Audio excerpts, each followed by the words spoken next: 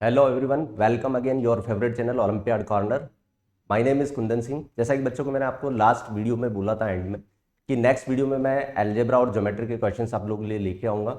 हमें पता है कि एनएमटीसी का एग्ज़ाम बहुत पास आ गया है 7 अक्टूबर को। तो उससे पहले जितने भी टॉपिक्स हैं उनको PYQs के बेसिस पे हम क्या करते हैं कि रिवाइज कर लेते हैं। ठीक है, तो इस चैप्टर में हम दोनों टाइप के क्वेश्चंस करेंगे, फिलअप बेस्ड क्वेश्चंस भी और MCQ बेस्ड क्वेश्चंस भी। अलजेब्रा और ज्योमेट्री के मिक्स क्वेश्चंस होंगे। ठीक है, तो स्टार्ट करते हैं अपन क्वेश्चन नंबर 1 से बिना समय गवाए। देखो क्वेश्चन नंबर 1 पहला ही क्वेश्चन देखो धमाकेदार है। आपका क्वेश्चन देख के ही बहुत से बच्चे कंफ्यूज हो जाते हैं कि यार इसको अटेम्प्ट करें या नहीं करें यार, लेकिन इस क्वेश्चन में ऐसा कुछ भी नहीं है। बस कैलकुलेशन को आपका ध्यान रखना है कि कैलकुलेशन आपकी गलत नहीं होनी चाहिए। बाकी पूरा एल्जेब्रिक आइडेंटिटीज के ऊपर बेस्ड क्वेश्चन से। ठीक है, तो स्टार्ट करते हैं इसका सॉल्यूशन। क्वेश्चन के अंदर हमें दिया हुआ है कि ए की power 1/4 minus A 1/8 plus 1 whole power -1। Same expression ऐसा दिया हुआ है, बस यहां पर प्लस आ गया -1 और 2a/4 इसका रूट है -2। डिनोमिनेटर में कुछ वैल्यू और इसकी भी पावर -1 है, ओवरऑल पावर -1 है और यहां पर एक लॉगरिथम का फंक्शन दिया हुआ है। ठीक है, इस पूरा एक्सप्रेशन की वैल्यू 2012 के इक्वेट है। तो हमें बताना है कि what is the value of A की वैल्यू क्या होगी। तो इसको स्टार्ट करने के लिए हम क्या करेंगे कि इसके -1 को सबसे पहले सिंप्लीफाई करते हैं। तो मैं इसको ऐसा लिख सकता हूं, सॉल्यूशन अगर मैं इसका स्टार्ट करूं तो इसको मैं ऐसा लिख सकता हूं 1/a⁴ माइनस a की power 1/8 plus 1 plus 1/a⁴ plus a की पावर 1/8 प्लस 1। ठीक है, -1 पावर को हमने पॉजिटिव बना लिया। सिमिलरली इधर यहां पर मैं इसको ऐसा लिख सकता हूं 2a⁴ 1/4 बिकॉज फोर्थ रूट है -2 divided by a⁴ 1/2 minus a⁴ 1/4 plus 1 और माइनस इस लॉगरिथम वाले फंक्शन को एज इट इज अभी मैं डिस्टर्ब नहीं कर रहा हूं, जो दिया हुआ है वैसा का वैसा ही मैंने लिख लिया। ठीक है, ये 2 की पावर है, इसको 2 की पावर बना लेना।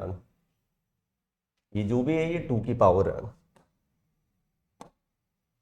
This is. ठीक है, तो सबसे पहले फर्स्ट ऑफ ऑल मैं इस एक्सप्रेशन को सॉल्व करने की कोशिश करता हूं बाय टेकिंग एलसीएम। इसका अगर मैं एलसीएम लूं तो देखो इसका एलसीएम जो आएगा वो दोनों टर्म ही आएगी। आई थिंक एलसीएम दोनों टर्म ही आएगी।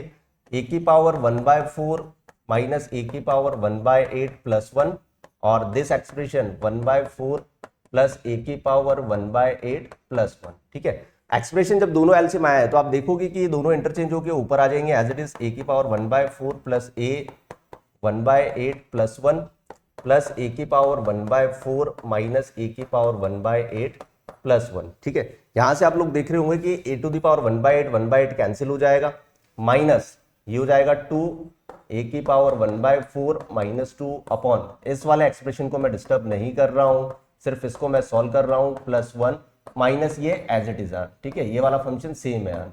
ठीक है, इसको मैंने डिस्टर्ब नहीं किया है। अब आप देख रहे हो कि यहां पर ये दोनों कट चुके हैं, वैल्यूज कट हो चुकी हैं। तो दैट मीन्स ये हो गया कि यहां पर जो बचेगा वो बचेगा मेरा 2 टाइम ऑफ a⁴ 1/4 और 1 और 1 भी 2 हो रहा है। दैट मीन्स यहां से भी मैंने कॉमन ले लिया प्लस 1 डिवाइडेड बाय। आप यहां देख रहे हो कि अगर इस एक्सप्रेशन को इन दोनों को साथ में मैं ले लूं, ठीक है, इन दोनों को अगर मैं साथ में ले लूं तो a प्लस बी और a माइनस बी जैसा एक्सप्रेशन दिख रहा है। इसका मतलब ये हो गया कि a⁴ 1/4 प्लस 1 का स्क्वायर माइनस a⁴ 1/8 इसका स्क्वायर हो जाएगा, a² माइनस b² मैंने अप्लाई कर दिया। ठीक है, कैलकुलेशन इसकी लॉन्ग जाएगी तो कैलकुलेशन के हिसाब से हम देखते हैं इसको। 2 ये हो जाएगा a⁴ 1/4 minus 2 upon a⁴ 1/2 minus a⁴ 1/4 plus 1। ठीक है, प्लस 1। लॉगरिथम वाले पार्ट को मैं अभी नहीं लिख रहा हूं बिकॉज वो एज इट इज अभी चलता रहेगा, उसको सबसे लास्ट में सिंप्लीफाई करना है। यहां जब आप लोग सिंप्लीफाई करोगे इसको तो ये एज इट इज न्यूमिनेटर वाली टर्म तो यही रहेगी 2 a⁴ 1/4 प्लस 1 और इसके एक्सप्रेशन को जब मैं ओपन करूंगा तो a प्लस बी के होल स्क्वायर से ओपन करूंगा तो a², दैट मीन्स ये हो जाएगा a⁴ 1/2 प्लस b²। ठीक है, प्लस 2ab करके लिखूंगा तो 2 a⁴ 1/4 आएगा और यहां पर a⁴ 1/8 का स्क्वायर करूंगा तो ये भी a⁴ 1/4 आएगा। इसका मतलब ये होगा कि a⁴ 1/4 बचेगा। ठीक है, 1 टाइम 2 - 1 करेंगे 1 टाइम। सिमिलरली यहां से भी अगर मैं 2 कॉमन ले लूं तो a की power 1/4 minus 1 divided by a की पावर 1/2 माइनस a की पावर 1/4 प्लस 1। ठीक है, लॉगरिथम वाली टर्म इसके साथ में एज इट इज आगे इसकी चलती हुई जा रही है। अब आप देखो आप, ठीक है, स्पेस हमारे पास कम है, तो स्पेस की कमी को देखते हुए हम जहां जहां जगह बनेगी वहां वहां इस क्वेश्चन को सॉल्व करते हुए जाएंगे। अब आगे देखो आप लोग, अगेन मैं क्या करूंगा कि आप अगर ध्यान से देख रहे हो कि इन दोनों का जो एलसीएम आएगा वो सेम यही आएगा, इन दोनों का एलसीएम आएगा, जो डिनोमिनेटर में टर्म लिखी है वही आएगा।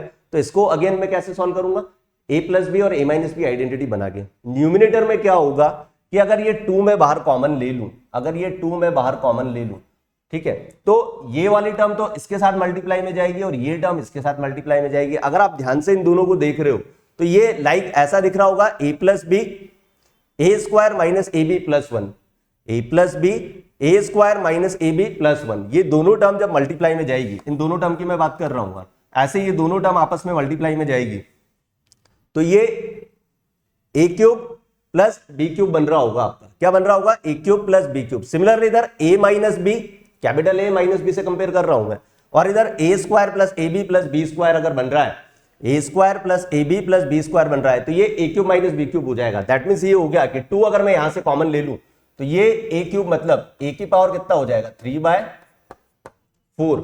ए क्यूब मतलब 3/4। इस वाले एक्सप्रेशन का क्यूब कर रहा हूं मैं, इस एक्सप्रेशन का, ठीक है, ए की पावर 3/4 प्लस 1, ये हो गया ए क्यूब प्लस बी क्यूब, 1 का क्यूब 1 हो गया, बीच में माइनस है, A cube minus B cube that is A की पावर 3/4 और ये हो जाएगा minus minus plus 1, minus minus plus 1। Divide में जो टर्म बचेगी, ये दोनों जब एलसीएम में मैं लूंगा तो अगेन इसके अंदर मैं ऐसा देख सकता हूं क्या, ये ए प्लस बी और ए माइनस बी बन रहा है। इसका मतलब ये हो गया कि ए की पावर 1/2 प्लस 1 और ए की बाय 1/2 प्लस 1 वहां है, तो इसको कंप्लीट में ए एज्यूम कर लूंगा और ए की पावर 1/4 और 1/4 को बी एज्यूम कर लूंगा। दैट मींस ये हो जाएगा कि ए की पावर 1/2 प्लस 1 का स्क्वायर माइनस ए की पावर 1/4 का स्क्वायर।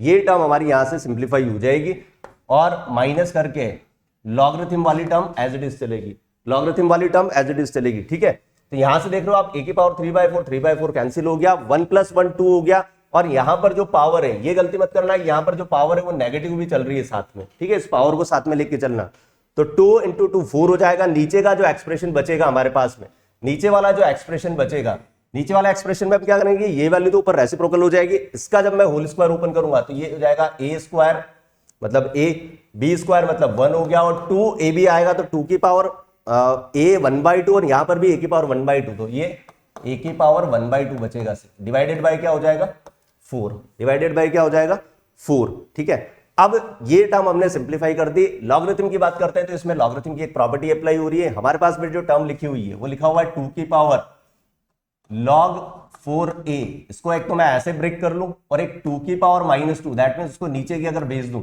तो 2 की पावर 2 4 हो जाएगा, और इस पूरे एक्सप्रेशन की वैल्यू मुझे जो गिवन है वो 2012 गिवन है, पूरा एक्सप्रेशन की वैल्यू 2012 गिवन है बाय टेकिंग एलसीएम। अगर मैं यहां से एलसीएम लेता हूं उसका, तो एलसीएम 4 लेने के बाद में ये a + 1 प्लस इसको मैं √a लिख सकता हूं। इस एक्सप्रेशन की वैल्यू जो सिंप्लीफाई हो रही है, आप देखो यहां पर ये 2 की पावर log 4a लिखा हुआ है। इस एक्सप्रेशन को अगर मैं इधर सॉल्व करूं तो ये 2 की पावर log, इसको 2 की पावर 2 और ये a इस तरह से मैं लिखूं तो ये पावर एंड एक्सपोनेंट से बन जाएगा 2 की पावर 1/2 log a।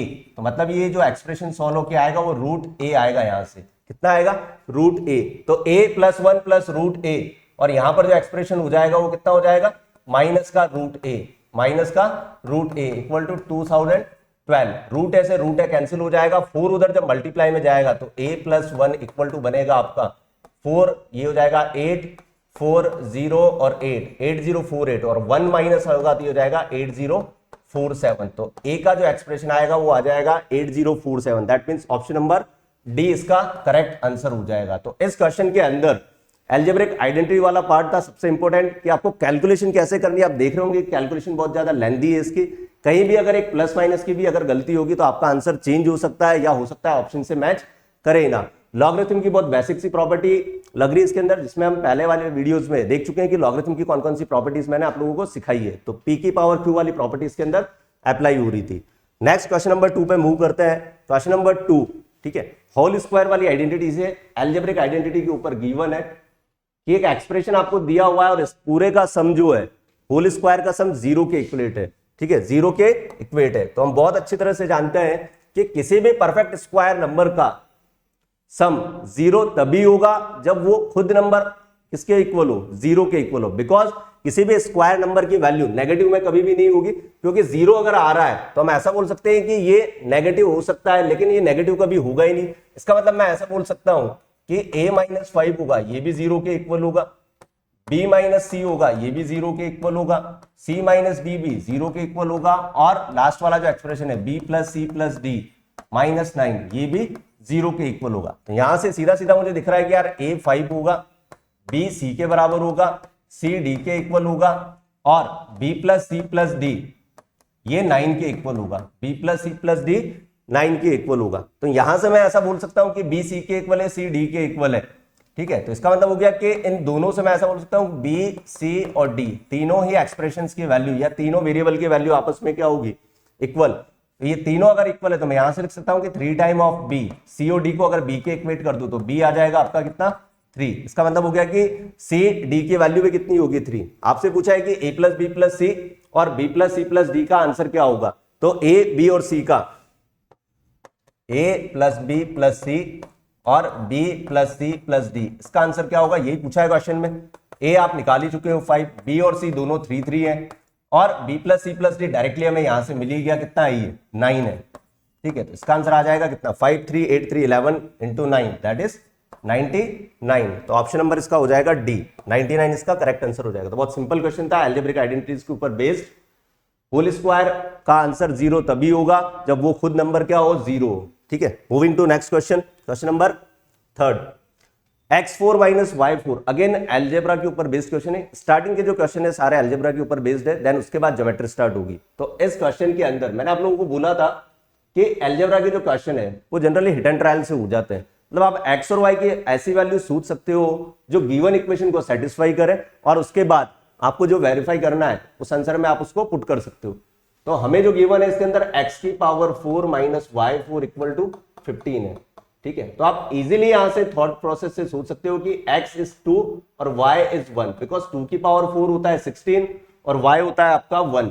तो 16 - 1 ये 15 इसको सेटिस्फाई कर रहा है। अब आपसे इसका एडिशन पूछा है तो कितना हो जाएगा, ये 17 इसका करेक्ट आंसर हो जाएगा। तो 2⁴ 16 + 1 17, क्योंकि बीच में सिर्फ प्लस ही पूछा है हमसे, ठीक है। तो बहुत आसान क्वेश्चन था।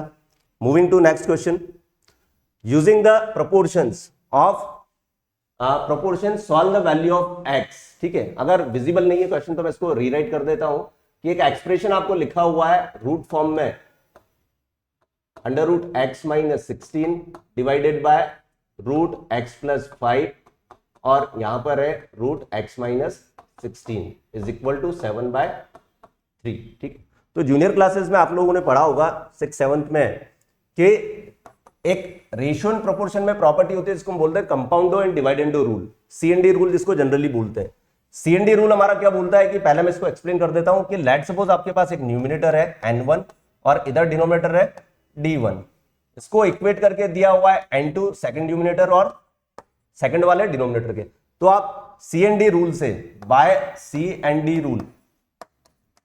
रूल से आप ऐसा इसमें कर सकते हो कि अगर आप न्यूमिनेटर और डिनोमिनेटर को ऐड कर रहे हो और सेम न्यूमिनेटर में से डिनोमिनेटर को सब्ट्रैक्ट कर रहे हो, तो सेम वर्क आप राइट साइड पर भी परफॉर्म करोगे, n2 + d2, और इधर भी आप लिख सकते हो n2 - d2, ठीक है। ये CND रूल होता है। अब इसमें ये जरूरी नहीं कि आप लोग ऊपर प्लस ही लो, अगर आप इसमें ऊपर माइनस लेते हो और नीचे प्लस लेते हो तो RHS में भी आपको ऊपर माइनस और नीचे प्लस लेना पड़ेगा। या हम ऐसा भी बोल सकते हैं कि जरूरी नहीं आप पहले न्यूमिनेटर ही लो, पहले आप डिनोमिनेटर को भी ले सकते हो। तो सेम अप्रोच आपको राइट साइड पर भी अप्लाई करनी है, ठीक है। तो इसी अप्रोच को इसमें अप्लाई करते हुए अब इसमें आप कैसे सोचोगे कि यार यही अप्रोच लगानी है, तो आप देख रहे हो कि ये और ये जो एक्सप्रेशन न्यूमिनेटर में सेम एक्सप्रेशन डिनोमिनेटर में भी गिवन है, सेम एक्सप्रेशन डिनोमिनेटर के अंदर भी गिवन है। इसका मतलब ये होगा कि इसमें अगर मैं CND रूल अप्लाई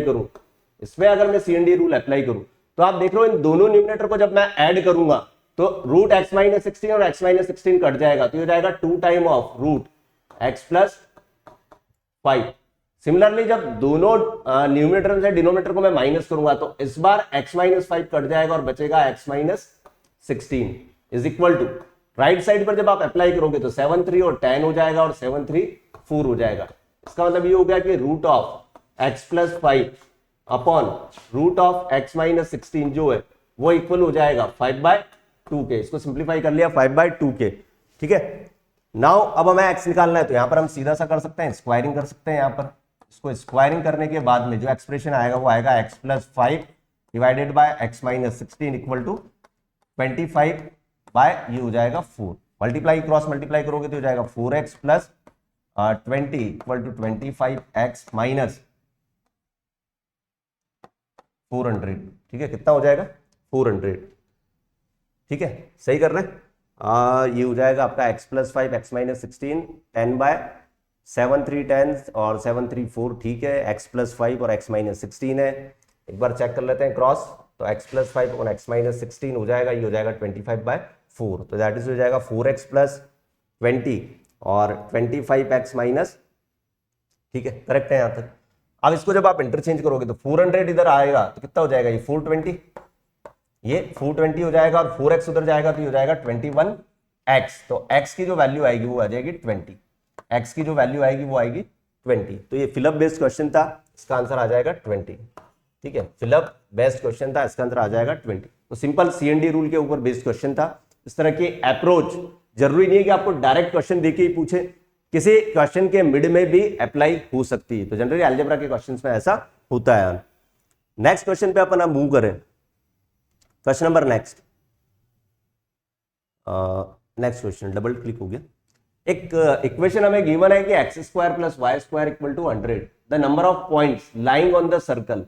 आपको पता हो तो ये एक इक्वेशन सर्कल की होती है, ऐसा सर्कल जो किससे पास होता है, ओरिजिन से, ठीक है। ये जो इक्वेशन है X square plus Y square equal to 100 the number of points A भी आपको बताने lying on the circle where A and B are both are integers. तो आप इसको ऐसे भी कर सकते हो, अगर आपको पता नहीं है कि ये सर्कल की इक्वेशन है। लेट्स सपोज कि सभी को नहीं पता होता है कि this is the equation of circle, ठीक है। वैसे कॉमन स्टैंडर्ड फॉर्म है ये सर्कल की, जिसका सेंटर 0,0 होता है ओरिजिन, ठीक है। लेकिन अगर किसी बच्चे को नहीं पता है तो आप सिंपली ऐसे भी कर सकते हो कि यार Y square equal to 100 minus x square करो तो y इक्वल टू आ जाएगा plus minus under root of 100 minus x square. अब आप वैल्यू पुट कर करके चेक करते जाओ कि जो इस इक्वेशन को सेटिस्फाई करेगा उतने ही इंटीजर वैल्यूज हमारे पास में आएंगी और वही हमारी क्या होगी, सॉल्यूशन होगी। तो आप ऐसे भी कर सकते हो। लेकिन अगर मैं इसको इस तरह से करूं, क्योंकि अगर ये सर्कल की इक्वेशन है, अगर ये सर्कल की इक्वेशन है तो मान लो ये सेंटर है, लेट्स सपोज मान लेते हैं ये सेंटर है, ठीक है, दिस इज द सेंटर 0,0।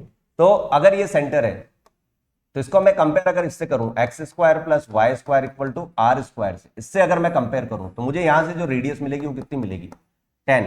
तो सेंटर से सर्कमफेरेंस वाला पॉइंट, इसका मतलब हो गया कि ये जो कोऑर्डिनेट होगा वो 10,0 होगा, ये होगा 0,10, ठीक है, यहां होगा 0,-10 और दैट इज हो जाएगा -10,0।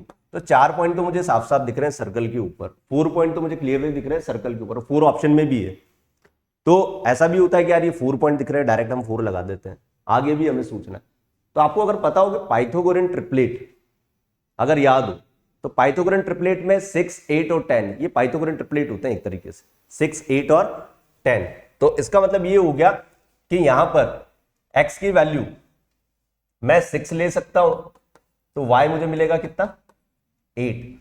इसका मतलब हो गया कि 6,8 भी इसके अंदर लाई करेगा। तो 6,8 मान लो अगर 6 यहाँ है और 8 इधर है तो एक पॉइंट ये भी हो जाएगा 6,8। ऐसा भी तो हो सकता है कि मैं x को 8 ले लूं और y को 6 ले लूं, ये भी तो हो सकता है पॉसिबल, x को 8 और y को 6 ले लूं। तो इसका मतलब हो गया कि एक पॉइंट ये भी हो गया मेरा 8,6।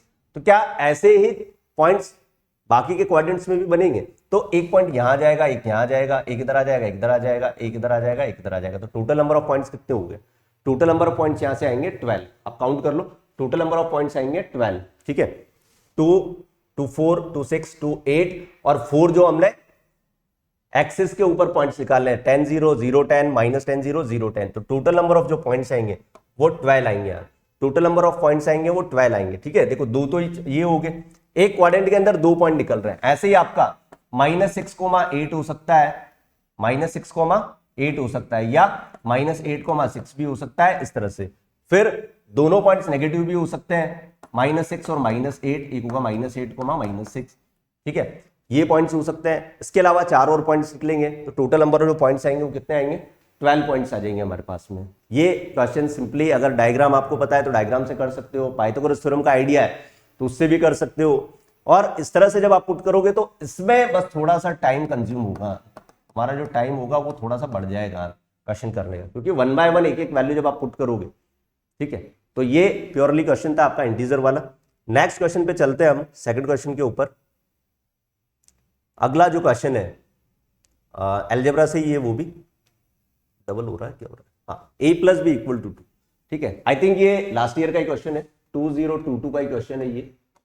a plus B equal to 2 given है, 4 की पावर a 4 की पावर b, एक और एक्सप्रेशन गिवन है आपको 6, आपको वैल्यू बतानी है इसकी, आपको वैल्यू बतानी है किसकी, इसकी। तो सबसे पहले मैं क्या काम करता हूं कि यार ये जो एक्सप्रेशन दिया हुआ है इसको मैं सिंप्लीफाई कर लेता हूं, सबसे पहले कुछ पार्ट इसका सिंप्लीफाई कर लेता हूं। तो इसको मैं ऐसा लिख सकता हूं 2 की पावर ये हो जाएगा 2, मतलब ये हो जाएगा 4, तो इसको मैं डायरेक्टली 4 ही लिख दूं।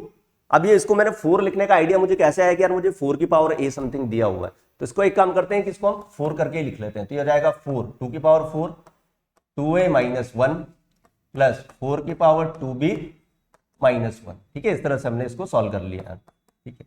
फिर आगे मैंने देखा कि यार इसको मैं ऐसे भी और कर सकता हूँ, 4 की पावर a डिवाइडेड बाय 4 लिख सकता हूँ, प्लस 4 की पावर 2b डिवाइडेड बाय 4 लिख सकता हूँ। मतलब इस एक्सप्रेशन को मैंने यहां तक सॉल्व कर लिया। अब मेरे पास जो वैल्यू है वो 4 की पावर a है, लेकिन यहां पर जो मुझे दिया हुआ है 4 की पावर 2 है, ठीक है, 4 की पावर 2 है, ठीक है। तो ऐसा तो मैं नहीं कर सकता कि 4 की पावर है और उसका स्क्वायर लगा दूं, ये मैं कर दूंगा, लेकिन ये वैल्यू मैं फिर डायरेक्टली यूटिलाइज नहीं कर पाऊंगा। तो इस वैल्यू को सॉल्व करने के लिए हम लोग क्या करते हैं कि इस इक्वेशन का स्क्वायर कर देते हैं, स्क्वायरिंग कर देते हैं दोनों तरफ, ठीक है भाई। पावर 2 तो मैं तभी ला सकता हूं जब स्क्वायरिंग कर दूं, तो इस एक्सप्रेशन का जब मैं स्क्वायर करूंगा 4 की पावर a 4 की power b whole square equal to 3, ये हो जाएगा 36 हो जाएगा। दैट मींस ये हो गया। अब a स्क्वायर मतलब 4 की पावर 2 है, b स्क्वायर 4 की पावर 2b, और 2ab आता है तो 2 इंटू 4 की पावर a 4 की पावर b इक्वल टू 36, ठीक है, यहां तक हो चुका है। 4 की पावर 2a प्लस 4 की पावर 2b, अब हमें पता है कि बेस सेम होते हैं तो पावर्स क्या हो जाती है, ऐड हो जाती है, ऐड कर दो, ये हो जाएगा 36। और सबसे मजे की बात ये है कि a प्लस बी भी हमें गिवन है, इसमें a प्लस बी गिवन है ना इसमें, तो 2 इंटू 4 की power a plus B is 2, तो दैट इज हो जाएगा 4 की पावर 2 इक्वल टू 36। इसका मीनिंग ये हो गया कि 4 की पावर 2 16 इंटू 32 उधर जाएगा तो ये 4 आ जाएगा, तो ये हो जाएगा 4 की पावर 2a प्लस 4 की पावर 2b इक्वल टू, हमने वेरीफाई कर दिया कि ये कितना आ गया, 4 आ गया। मतलब ये रिजल्ट हमने निकाल लिया कि ये जो वैल्यू आ रही है वो कितनी आ रही है, 4 आ रही है। अब यहाँ पर बस इसको क्या कर दो, पुट कर दो इसको, काम खत्म, गेम खत्म क्वेश्चन का। ये हो जाएगा 4 की पावर 2a प्लस 4 की पावर 2b डिवाइडेड बाय 4, और ये वैल्यू भी 4 आ रही है तो 4 बाय 4 कितना आ जाएगा 1, तो इस क्वेश्चन का आंसर आएगा 1, ठीक है। फिलअप बेस्ड क्वेश्चन था, सेक्शन बी मतलब पार्ट बी के अंदर आया था, फिलअप बेस्ड क्वेश्चन था सिंपल। तो अलजेब्रा की प्रॉपर्टीज के ऊपर क्वेश्चन था ये। अगले क्वेश्चन पे चलते हैं, moving to next question. x plus 1/x square equal to 3, तो एक आपको बड़ा सा एक्सप्रेशन दिया हुआ है, इसकी वैल्यू आपको बतानी है इस एक्सप्रेशन की। अब इसमें देखो पावर सबसे बड़ी है, एक बच्चा तो क्या करेगा कि यार यहां से मैं x निकाल के इसके अंदर पुट कर दूंगा, अगर उसको नहीं आ रहा है तो वो यही सोचेगा, ठीक है, कि मेरे पास टाइम बच रहा है तो मैं इसको इस तरह से कर लेता हूँ। लेकिन आप सोचो कि अगर इस तरह से वैल्यू आप पुट करोगे तो कितना लंबा प्रोसेस चल जाएगा, तो इसके लिए भी कुछ ना कुछ टेक्निक होगी करने के लिए, ठीक है। आप इसको देखो कि जिसको सॉल्व करना है, सबसे पहले इसको देखो क्या इसके अंदर कुछ ऐसा नजर आ रहा है, ठीक है, मुझे तो नजर आ चुका है, आपको नजर आ रहा है क्या। अब आप देखो इसके अंदर कि x की पावर 33, इसकी बात कर रहा हूं मैं, x की पावर 33, यहां से और यहां इन दोनों का जो डिफरेंस है पावर का वो 6 है, दोनों की पावर का डिफरेंस क्या है 6 है। ऐसे अगर मैं यहां देखूं तो यहां भी डिफरेंस 6 है, पावर्स की बात कर रहा हूं मैं, 23 और 17 का डिफरेंस 6 और 33 और 27 का डिफरेंस 6 है। तो इसका मतलब है कि यार इन दोनों में कोई ना कोई कनेक्शन बन सकता है, तो इसका मतलब मैं इनको क्या कर सकता हूं कि साथ साथ लिख लेता हूं इनको, 33 और x की पावर 27 को मैं साथ साथ लिख लेता हूं, प्लस ऐसे ही x23 और x17 को भी साथ साथ लिख दिया, और 2 जो है ये 2/2 साथ में ही चल, इसका हम कुछ नहीं करेंगे, तो यहां से अगर मैं x की पावर 27 को कॉमन ले लूं तो ये हो जाएगा x की पावर 6 प्लस 1, और ऐसे ही यहाँ 17 को अगर मैं कॉमन ले लूं तो ये हो जाएगा x की पावर 6 प्लस 1, और ये +2, ये +2 चल रहा है हमारा, ठीक है, +2 चल रहा है। अब आप देखो कि यार ये जो एक्सप्रेशन है इसको जितना मैं सिंप्लीफाई कर सकता था उतना मैंने कर लिया। अब इसके आगे क्या होगा वो हमें पता नहीं है कि इसका एक्सप्रेशन का सिंप्लीफिकेशन आगे क्या होगा, क्योंकि इसके अंदर अगर आप सोच रहे हो कि a³ + b³ लगा दो तो फिर वो और लेंदी हो जाएगा। अब हमें यूज करना है गिवन पार्ट का, अब हमें यूज करना है गिवन पार्ट का। तो गिवन वाला जो पार्ट है हमारे पास में वो ये है कि x + 1/x का स्क्वायर इक्वल टू 3 है, इक्वल टू 3 है। अगर मुझे पावर 6 चाहिए, अगर मैं थोड़ी देर के लिए भी सोचूं कि यार मेरे पास जो वैल्यू है स्क्वायर आ सकता है, इससे पावर 6 कैसे आ सकती है, तो अगर मैं ऐसा सोचूं कि x + 1/x की अगर वैल्यू मैं लिख सकता हूं, यहां से कितना आएगा √3, ठीक है, पॉजिटिव वैल्यू की बात कर रहा हूं सिर्फ मैं, √3 एक केस में ले रहा हूं √3। इसका अगर मैं दोनों तरफ क्यूब कर दूं, इसका अगर मैं दोनों तरफ होल क्यूब कर दूं तो ये हो जाएगा इसका कितना 3√3, ठीक है, ये हो जाएगा a³ + b³ + 3ab मतलब 1 हो जाएगा, और a + b is equal to 3√3, ये हो जाएगा x³ + 1/x³ + 3 into x + 1/x आप √3 पुट कर सकते हो, ये आ जाएगा 3√3। लगा कुछ चमका कि यहां अब आपको देखो एक जादू हो गया कि अरे 3√3 और 3√3 कट गया। इसका मीनिंग ये हो गया कि x³ + 1/x³ is equal to कितना आ गया 0, कितना आ गया 0। एलसीएम अगर मैं ले लूं इसका तो ये x6 + 1/x³ इक्वल टू 0, तो x6 + 1 equal to 0। I think काम खत्म क्वेश्चन का, ठीक है, क्वेश्चन का एंड। x6 + 1 0 आ गया तो ये वैल्यू 0 हो जाएगी, ये वैल्यू 0 हो जाएगी, तो फाइनली जो आंसर बचेगा वो क्या बचेगा 2। इसका मतलब इसका जो करेक्ट आंसर है वो है option number B 2, option number B 2। तो आप लोग क्या करोगे, इसके अंदर सिमिलरिटी बनाने की कोशिश करो कि क्वेश्चंस के अंदर आप क्या रिलेशन बना सकते हो। जैसे कि मैंने सोचा कि यार 33 और 27 और 23 और 17 दिया हुआ है, तो इनकी पावर का डिफरेंस मैंने देखा 6 है, तो कॉमन लेने के बाद x6 + 1 बना। फिर मैंने दूसरी तरह से सोचा कि यहां पर x + 1/x का स्क्वायर 3 दिया हुआ है, तो यहां पर भी मैं क्या कर सकता हूं, स्क्वायरिंग करके एक मैं चेक कर सकता हूं कि यार x6 आ सकता है क्या किसी तरीके से, और वो आया क्या इस तरह से कि वो 0 ही हो गया, वो आया भी इस तरह से कि वो 0 ही हो गया, और 0 यहां पर सब्स्टिट्यूट करके बचेगा क्या, सिर्फ 2 बचेगा। तो ये अलजेब्रिक क्वेश्चन था, ये भी लेटेस्ट ही क्वेश्चन है, आई थिंक ये 19 का क्वेश्चन है यार, 19 में आया हुआ क्वेश्चन है, ठीक है, ज्यादा पुराना नहीं है। नेक्स्ट जो क्वेश्चन है वो आपका है एपी अर्थमेटिक प्रोग्रेशन, ठीक है, अर्थमेटिक प्रोग्रेशन। तो अर्थमेटिक प्रोग्रेशन का आई थिंक आप लोगों को नॉलेज होगा, सिंपल सी है, a + d a + 2d a + 3d इस तरह से a + n - 1d, ठीक है, कॉमन डिफरेंस सेम होगा, उसको ही एपी बोलते हैं, ठीक है। अब इस तरह क्वेश्चन को करने की अप्रोच ये है कि यार इसमें बोला है कि the sum of the first 2 terms, 2 term का सम दिया हुआ है -2, ठीक है। हमें पता है कि यार जो टर्म है फर्स्ट टर्म को मैं a मान लेता हूं, फर्स्ट टर्म अगर a है,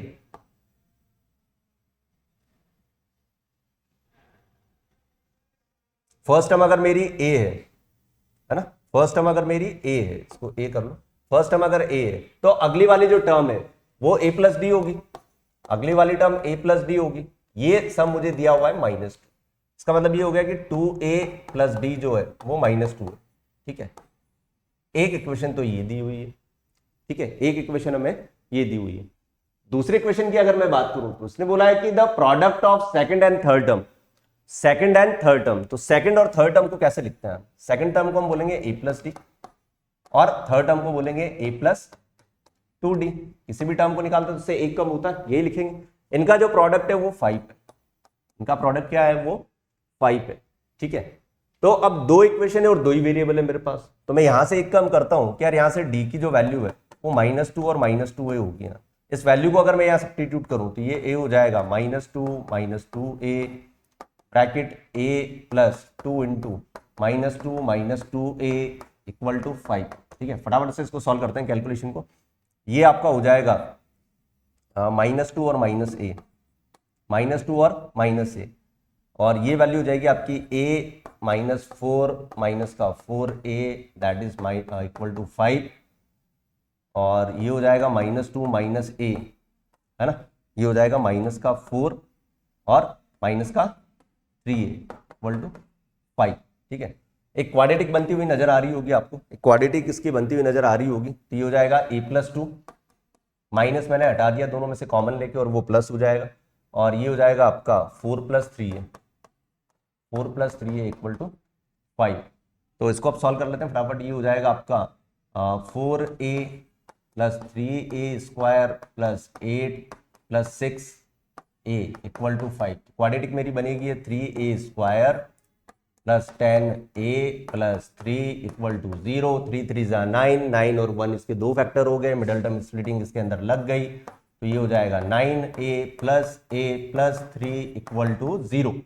ठीक है, तो दो फैक्टर इसके आ जाएंगे, ये हो जाएगा 3a ब्रैकेट a + 3 और +1 a + 3 इक्वल टू 0। तो a की दो वैल्यू मिल रही है, -3 और -1/3। इसको तो हम हटा देंगे क्योंकि स्टार्टिंग में इंस्ट्रक्शन दिया हुआ है कि the values are integers, integers value है। ठीक है, ये एंट्रीज आर इंटीजर्स, यहां पर दिया हुआ है इंटीजर वैल्यूज है। तो a अगर मेरा -3 आ गया तो d भी मैं कैलकुलेट कर लूं, मैं d कहां से निकालें, यहां से निकाल दें, तो ये हो जाएगा आपका कितना -3 और 2 6 और ये हो जाएगा 4। a और d मेरे दोनों आ चुके हैं, a और d मेरे दोनों आ चुके हैं, तो -3 और 4 मेरी एंट्रीज मिल गई मुझे। फर्स्ट टर्म इज -3 और कॉमन डिफरेंस इज 4। अब अकॉर्डिंग टू क्वेश्चन उसने बोला है कि the least number of term which exceed 2022, 2022 से एक्सीड होने वाली टर्म कौन सी है, तो मैं मान लेता हूं दैट इज वो nth टर्म है। ठीक है, वो कौन सी है, nth टर्म है, तो an जो होगा वो एक्सीड होगा किससे, 2022 से, तो हो जाएगा a+, तो a है मेरा -3 n-1 और d कितना है मेरा 4 ग्रेटर देन 2022, तो आई थिंक ये हो जाएगा आपका n-1 इज ग्रेटर देन, ये हो जाएगा 2025 डिवाइडेड बाय 4, तो अप्रॉक्स ये आ जाएगा n-1 ग्रेटर, ये हो जाएगा 4 5 जा, ठीक है 4 5 जा हो गया, और उसके बाद 4 0 0 4 6 जा, ठीक है 24 1 बचा, पॉइंट लगा के 0, 4 2 जा 8 और 4 5 जा 20। ठीक है, इसका मीनिंग ये हो गया कि n इज ग्रेटर देन 507.25 कि 1 उधर आ गया। अब 5027.25 n की जो वैल्यू है वो 507.25 से ग्रेटर होनी चाहिए, तो नेक्स्ट जो इंटीजर वैल्यू आ रही है वो 508 आ रही है, दैट मीन्स इसका जो करेक्ट ऑप्शन होगा वो कितना हो जाएगा 508। ठीक है, यहां से आप देख सकते हो कि n की जो नेक्स्ट इंटीजर वैल्यू है वो 508 आएगी यहाँ, तो 508 जो टर्म होगी वो एक्सीड करेगी 2022 से। तो सिंपल क्वेश्चन था, बिल्कुल कंसेप्ट के ऊपर बेस्ड कि sum of term number of terms n हमने एज्यूम कर लिया था इसमें फर्स्ट टर्म, और d को एज्यूम करके जो गिवन कंडीशंस थी उन्हीं को अप्लाई किया है कि दो टर्म का सम दिया हुआ था वो हमने -2 के इक्वेट कर दिया, फिर सेकंड और थर्ड टर्म का जो प्रोडक्ट था वो 5 के इक्वल गिवन था, वहां हमने पुट करके दो इक्वेशंस बना ली, उन इक्वेशंस को सब्स्टिट्यूशन से एक क्वाड्रेटिक फॉर्म में जनरेट कर लिया, जहां से हमें एक के दो सॉल्यूशन मिलेंगे, एक सॉल्यूशन हम नेग्लेक्ट कर देंगे, दूसरा वाला कंसीडर करेंगे यार। ठीक है, नेक्स्ट क्वेश्चन पे चलते हैं अब आगे। अलजेब्रा का क्वेश्चन है 3abc, और ये इस तरह की चीजें देखती मुझे क्या एक पुरानी बात याद आ जाती है कि यार a + b + c अगर 0 है, a + b + c अगर 0 है तो वैल्यू भी कुछ ऐसी दिख रही है आपको, यहाँ पर वैल्यू भी कुछ ऐसी दिख रही है, a 2 0 1 2 है, बाकी की दो वैल्यू नेगेटिव है, और इन दोनों का सम जो है वो इसके बराबर आ रहा है। इसका मतलब ये हो गया कि a + b + c, यहां से अगर मैं चेक करूं कि यार a + b + c जो है वो 0 आ रहा है, आप चेक करो इन तीनों एंट्रीज को अगर आप ऐड करोगे तो कितना आ जाएगा 0। इसका मतलब ये हो गया कि जब जब ऐसा होता है तब तब हम a³ + b³ + c³ को 3abc पुट कर सकते हैं, लेकिन अभी ऐसी कोई पिक्चर यहाँ दिख नहीं रही है हमें, यहां ऐसी कोई भी मूवी नहीं चल रही कि हम इसको पुट कर सके हैं। अब क्या करना होगा, तो इसको बनाना पड़ेगा भाई, लगेगा तो डेफिनेटली वही है, लेकिन अब उसको हमारे कंफर्ट जोन में लाने के लिए कुछ ना कुछ इसके अंदर तिकड़म हमें बिठानी पड़ेगी यार।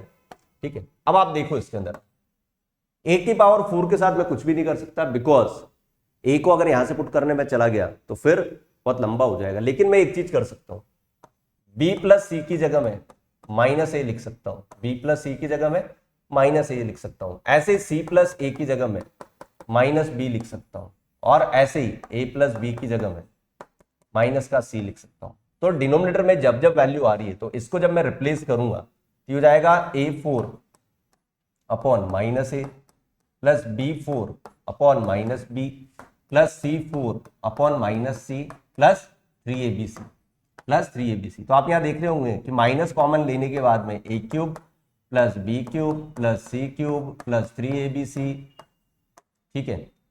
a plus B plus C 0 है तो इसको रिप्लेस कर देंगे 3abc से, और ये हो जाएगा प्लस का 3abc, माइनस और प्लस कैंसिल इक्वल टू 0। मुझे पता है कि आप लोगों ने पहले ही आंसर सोच लिया होगा इसका, ठीक है। या ऐसे क्वेश्चन का आंसर या तो 0 होगा या 1 होगा, आपने पहले ही सोच लिया होगा इसको, तो दैट इज ये आंसर आएगा 0, ठीक है। ये आएगा 0। तो बिल्कुल सिंपल क्वेश्चन था, बस आपको क्लिक करना था कि यार यहाँ a plus B plus C 0 हो रहा है, उसके बाद बस स्टार्ट हो जाओ करना सॉल्व। डिनोमिनेटर से आपको स्टार्ट करना था क्वेश्चन को। Moving to next question, GP का क्वेश्चन है, ठीक है। जीपी की नॉलेज में हल्की से आपको दे देता हूं। जैसे एपी के अंदर कॉमन डिफरेंस चलता है वैसे इसके अंदर कॉमन रेशियो चलता है। इसका मतलब ये हुआ कि आप कोई भी दो टर्म को जब डिवाइड करोगे, मतलब second term upon first term करोगे, ऐसे थर्ड अपॉन सेकंड करोगे, फोर्थ अपॉन थर्ड करोगे, तो वहां से जो भी आपको रेशियो मिलेगा वो सेम मिलना चाहिए। इसी को क्या बोलते हैं? कॉमन रेशियो बोलते हैं, ठीक है। इसकी जो जनरल टर्म होती है, जनरल इसकी जो टर्म होती है वो होती है A R square A R cube dot dot dot A R की पावर n माइनस 1, ठीक है। ये इसकी जनरल टर्म होती है, ठीक है। अब हमें बोला है कि the difference between the fourth and the first term, fourth और फर्स्ट टर्म का डिफरेंस दिया हुआ है 52। इसका मतलब ये हो गया कि ए आर क्यूब, आप देख रहे हो कि फोर्थ टर्म यहां पर ये आ रही है, ये फोर्थ नंबर की टर्म है और ये फर्स्ट नंबर की टर्म है, माइनस ए, ये जो डिफरेंस दिया हुआ है 52 के इक्वल दिया हुआ है। हम यहां से ए कॉमन ले लेते हैं अभी थोड़ी देर के लिए, और ये हो जाएगा 52, ठीक है, इक्वेशन 1। फिर आगे बोला है कि the sum of the first three terms is half of this difference, मतलब जो डिफरेंस है उसी के हाफ के बराबर है sum of the first three term. तो पहली तीन टर्म देख लो आप, यहां पर गिवन है, तो इन तीनों टर्म्स का सम जो होगा वो होगा ए प्लस ए आर स्क्वायर, ये जो इस डिफरेंस के हाफ के इक्वल है। अगर आप यहां से a कॉमन ले लेते हो तो ये 1 plus R square equal to 26, ठीक है। अब आप बोलोगे यार इसमें अलजेब्रा का क्या रूल है, तो अलजेब्रा का देखो भी कैसा रूल होता है, इसको इक्वेशन नंबर 2 दे देते हैं, ठीक है। अब मैं अगर करता हूं कि इक्वेशन 1 में 2 का अगर डिवाइड कर दो, इक्वेशन 1 में 2 का डिवाइड कर दो, तो आप देख रहे हो कि a से a तो कट ही जाएगा, ये हो जाएगा R cube minus 1 upon 1 plus R square equal to 20, ये आ जाएगा 2, 52/26 2 आ जाएगा। A cube minus B cube यहां से दिख गया होगा आपको, तो ये हो जाएगा आर माइनस 1, ये हो जाएगा 1 प्लस आर स्क्वायर। तो जैसा नीचे बन रहा था वैसा का वैसा ही ऊपर आ जाएगा। A cube minus B cube के आइडेंटिटी से ये हो जाएगा R square equal to 2, that means ये कट जाएगा आपका। तो फाइनली आपको आर जो मिलेगा, आर की वैल्यू मिल जाएगी यहां से कितने 3, जो कॉमन रेशियो आ जाएगा वो कितना आ जाएगा 3 आ जाएगा। आर अगर 3 है, आर अगर हमारा 3 है तो ये कितना हो जाएगा, ए हो जाएगा हमारे पास में, पहली वाली इक्वेशन में पुट कर दो, 3 का क्यूब कितना 27 माइनस 26 2 बार कट जाएगा, तो ए इज 2, जो फर्स्ट टर्म है वो कितनी आ जाएगी 2 आ जाएगी। तो ए और आर निकालने के बाद आप कुछ भी निकाल सकते हो, जैसे हम ए और डी निकालने के बाद एपी में कुछ भी निकाल सकते हैं, सब कुछ निकाल सकते हैं। आपसे पूछा है कि the nth term of GP exceed 2022, same question है, वहां पे भी एक्सीड था और यहां पर भी एक्सीड है। इसका मतलब ये होगा कि nth टर्म को अगर मुझे एक्सीड कराना है तो मैं मान लेता हूं कि जो ए एन है वो ग्रेटर देन आना चाहिए 2022 से, और ये जो लास्ट टर्म होती है वो ए एन होती है। तो ए इंटू आर की power N minus 1 greater than 2022 होना चाहिए। ए हमारे पास में 2 आ चुका है और ये हमारे पास में आर 3 आ चुका है, ये एन माइनस 1 हो जाएगा ग्रेटर देन 2022। तो 3 की पावर एन माइनस 1 जो होगा वो ग्रेटर हो जाएगा 1011 से, 1011 से। अब देखो 3 की पावर n माइनस 1 1011, हमें बताया कि यार 3 की पावर 5 6 जो होता है वो 729 होता है, 3 की पावर 6 जो होता है वो 729 होता है, ठीक है। 3 की पावर 6 729 होता है, तो अभी तो छूटा है एक 3 और अगर हम ले लें तो 3 की पावर ये क्या हो जाएगा 7 की अगर मैं बात करूं तो 3 की पावर 7 की अगर मैं बात करूं तो 729 इंटू 3 करो 977 2187, ठीक है 2187। अब जाके ये थोड़ा सा ग्रेटर जा रहा है, ठीक है अब जाके ये ग्रेटर जा रहा है। तो 3 की पावर n-1 3 की पावर 7 से क्या होना चाहिए, मतलब 7 आना चाहिए कुल मिला के, यहाँ पर कुल मिला के कितना आना चाहिए, 7 आना चाहिए। तो इसका मतलब ये होगा कि n शुड बी, n जो होगा, यही पूछा है, the value of n that is 8। n जो होगा वो कितना होगा, 8 होगा। तो n की वैल्यू यहाँ से 8 आ जाएगी यहाँ से। क्लियर ये, तो सिंपल ये फॉर्मुला बेस्ड क्वेश्चन था, एक्सप्रेशन था, एल्जेब्रिक भी था इसके अंदर। नेक्स्ट क्वेश्चन पे चलते हैं अपन, मूविंग टू नेक्स्ट क्वेश्चन। एक और क्वेश्चन है अभी, ये रहा, ठीक है अच्छा क्वेश्चन है, सरफेस एरिया एंड वॉल्यूम से रिलेटेड ही है। तो फिर द इंटीजर साइड्स, एक क्यूब है जिसकी साइड्स वो लेंथ इंटीजर्स वैल्यूज है, ठीक है इंटीजर वैल्यू, इस बात को हम ध्यान रखेंगे, इंटीजर वैल्यूज है।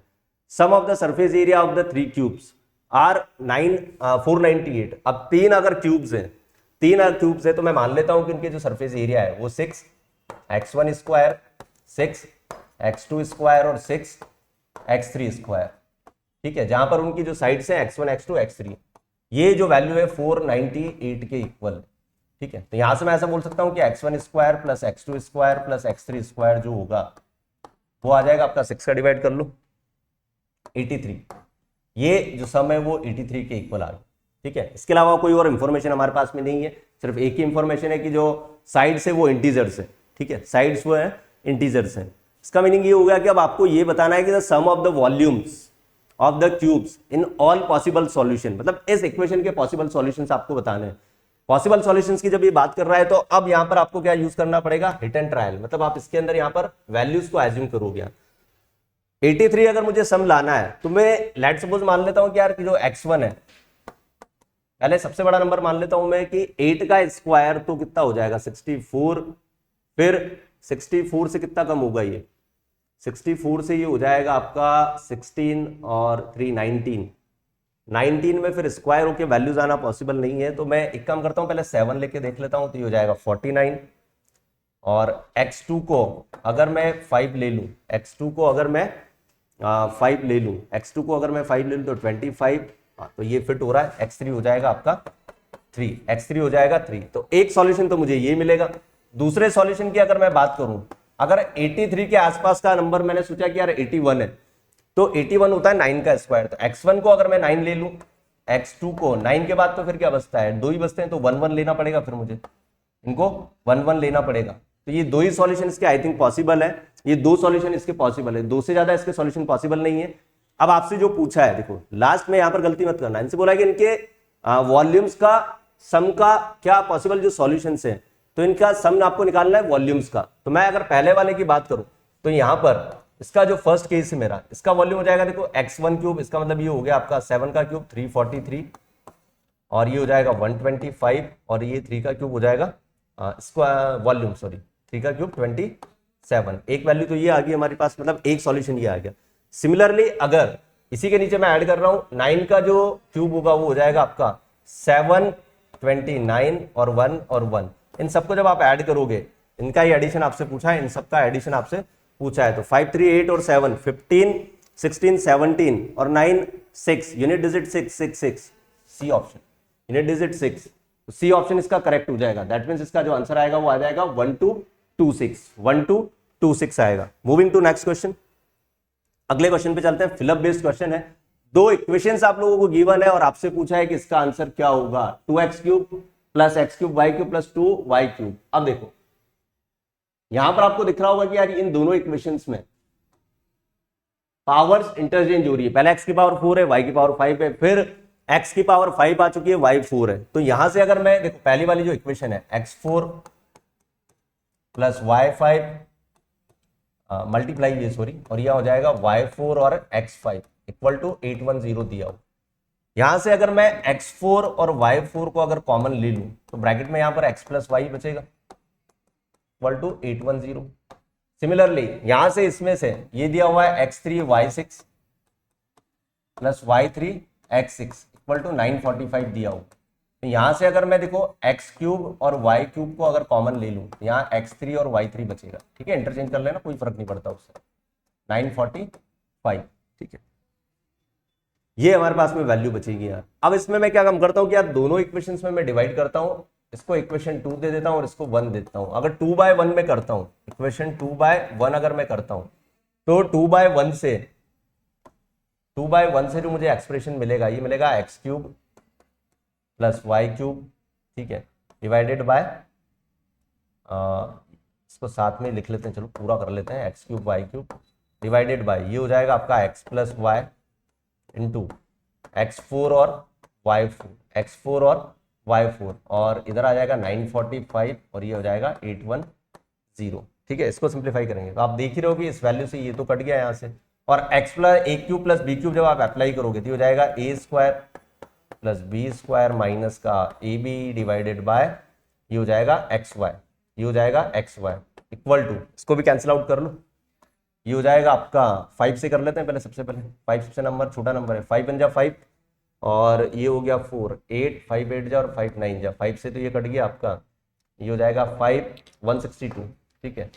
3 से और काट लें इसको, 3 से कट जाएगा ये, 3 5 जा और 3 4 जा और 3 से 6 और 3, बच्चों वाले मेथड से काट रहे हैं हम लोग, और ये कट जाएगा आपका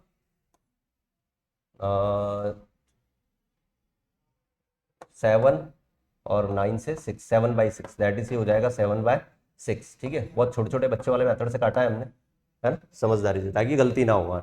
अब इस एक्सप्रेशन में आप लोग देख रहे हो कि यार यहाँ पर जो मुझे वैल्यू मिली है, ये मिली है कि x² प्लस y² और माइनस का xy upon xy equal to 7/6, ठीक है। अब इसको यहाँ से सॉल्व करने के लिए आपको क्या करना होगा कि इस xy का इसमें इंडिविजुअल डिवाइड कर दो, तो यहाँ से जब आप डिवाइड करोगे तो ये बनेगा x/y, यहाँ बनेगा y/x और ये -1 हो जाएगा, ठीक है।